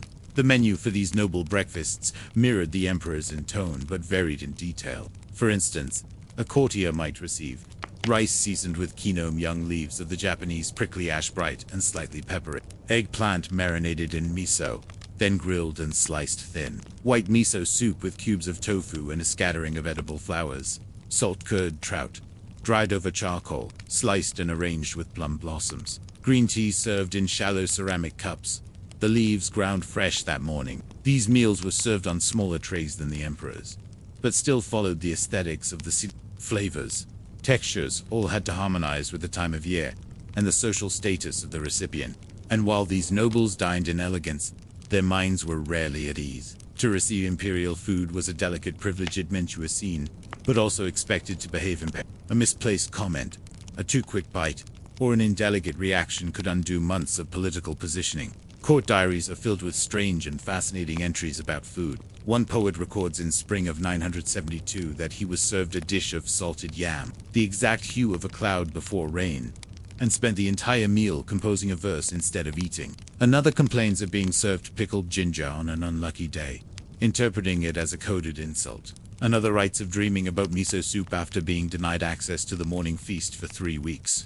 But what of those further down? Beyond the poets and nobles were the clerks, guards, musicians, and lower attendants who made the court function. Their breakfasts were still dignified but stripped of ceremony. Simple barley, rice, sometimes mixed with millet, a thin vegetable broth, perhaps salted plum if the kitchen had extras. Occasionally, they might receive cast-off dishes from the trays of higher nobles, but this was less common and less celebrated. Yet they, too, understood the hierarchy of food. Each meal was a reflection of your place in the palace, and each bite, whether of delicately sliced daikon or plain barley gruel, reminded you of where you stood, what you might one day be allowed to taste. Even the cooks had their own secret hierarchy. At the top were the chefs who prepared the emperor's meals. These were not ordinary men. They were trained in a hybrid of culinary skill, seasonal philosophy, and court etiquette. One mistake could end a career war, worse, offend a god. Below them were the assistant cooks, often former monks or children of minor nobles, who learned to boil rice at precise consistencies and strain soup through silk. They rarely tasted what they made. Tasting was considered risky. What if your body was impure? What if your fingers had not been ritually washed? Only the taster, a court official with a position called a, was permitted to sample the emperor's meal before serving, to ensure it was neither spoiled nor poisoned. It was one of the most anxious roles in the entire palace. And at the very bottom, the firemen, the boys who swept the hearths and stacked the rice wood. They ate together, usually after mid. Their meal was coursed, unadorned but warm, and in that warmth was its own kind of peace. Because, in the Heian court, no one forgot the source of the food. The emperor, yes, but also the fire. And so, as the sun rises higher and the screens are opened to the scent of cherry trees and incense, you might look around the palace and ask, when a meal is so carefully controlled, so deeply tied to status and meaning, is anyone truly full? By late morning, the scent of cedar smoke fades from the palace kitchens. The rice has been rinsed from the lacquered bowls. The soup dregs poured into garden soil. Attendants with quiet feet carry trays back through cloisters, through corridors lined with sliding screens painted in gold and ink. The emperor has eaten, or, at least, has appeared to eat. And now, the remnants of that ritual ripple outward through the court. Because the Heian court was not built on actions. It was built on gestures. Even breakfast was a performance, and what remained those untouched bowls and folded leaves. The soup with just one sip missing became symbols of favor, of proximity, of divine grace, trickling downward, bowl by bowl. For those who received these imperial leftovers, the act of eating them was far from casual. They approached the food with reverence. Some composed poems after finishing a bowl. Others folded the napkin a second time before returning it. To eat what the emperor had declined was to participate in his presence without ever needing to speak. But even this small indulgence created its own complications. Whispers ran through the court like incense smoke. Why did she receive fish 2 days in a row? He was given rice seasoned with kinomados.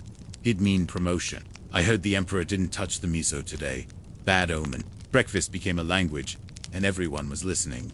In diaries of Monogatari literature, references to food abound. Writers obsess over the elegance of the trays, the symmetry of pickled plums, the freshness of the greens. One court lady described the soup served to her during a spring banquet as the color of early mist, as if the kitchen had boiled a poem.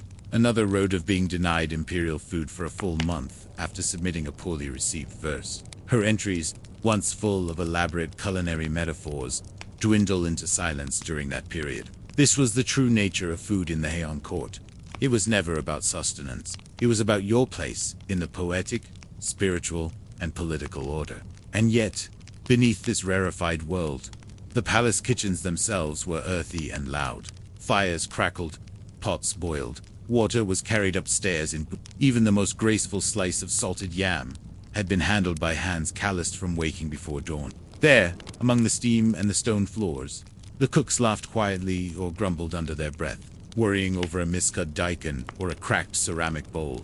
They knew they would never taste what they prepared. They rarely even saw the recipients, but they, too, were part of the performance. And so were the servers, young men and women, trained in etiquette and silence, who carried trays from chamber to chamber. They walked with bowed heads, counting their steps, eyes low, breath even. If a bowl tilted, if a piece of pickled plum slipped from its place, shame followed. They did not speak unless spoken to. Many held their breath as they entered the emperor's presence. And after all of that, after the food had been prepared, arranged, served, bowed to, bowed over, and removed, it ended in a bite, a pause, a nod, or nothing at all. Because sometimes the emperor didn't eat, not out of illness, not out of displeasure, simply because, in the symphony of rituals that structured his day, the act of being served breakfast was itself the point. The food, like so many things in the court, was not consumed, but symbolized. And when it was removed, nearly untouched, it wasn't wasted, it was opportunity. Leftovers became gifts, tokens, tiny, edible, hieroglyphs. A tray of untouched rice might appear in a lady's chamber later that morning, an official acknowledgement of a poem she had written. A bowl of miso might be quietly delivered to a young courtier after a tense debate and unspoken apology. Or perhaps a warning. Even the utensils carried meaning. To be offered the chopsticks that had almost been used by the emperor was, in some cases, more meaningful than a full bowl. One nobleman wrote in his journal of receiving the half-warmed chopsticks of the morning sun, which he kept in a silk pouch for the rest of his life. And then, there were the rumors. Some said the emperor never ate at breakfast, that he only sniffed the soup, that he moved the rice with his chopsticks, but let it fall back in place. That the food was symbolic in every sense, that it fed the order of the world, not his own body. Whether true or not, the belief was enough. Because in the Heian court, belief shaped behavior. So the cooks continued cooking, the trays continued gliding through silk screens, the nobles continued interpreting each dish like a poem, and beneath it all, the palace carried on its quiet, glittering business of sustaining a divine one bite at a time. And perhaps this is what remains most haunting. Not that the emperor's breakfast was decadent, not that the food was beautiful, but that the entire court moved rows weighted based on what he left behind. So now, as you stand in the ghostlight of that vanished world, among the lacquered trays and polished tatami, you might ask, when even the crumbs are sacred, is there any room left for hunger? And now, the halls of the Heian palace grow quiet once more. The fire in the kitchen has long faded to embers.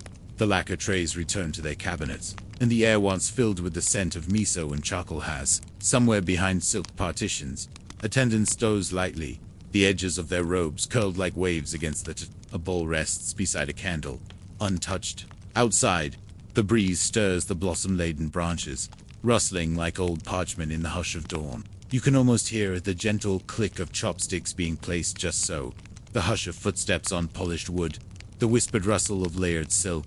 These sounds, once so ordinary, now linger only in memory, like a dream that slowly fades with the rising sun.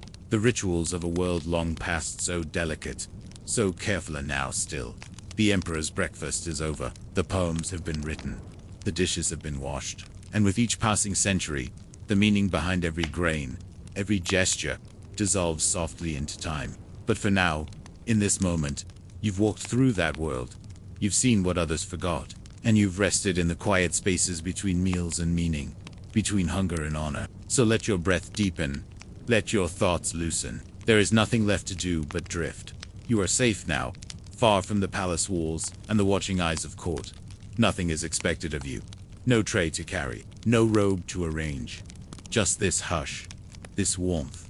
Let it carry you, let it hold you, and as the last light dims, let yourself fall gently into sleep.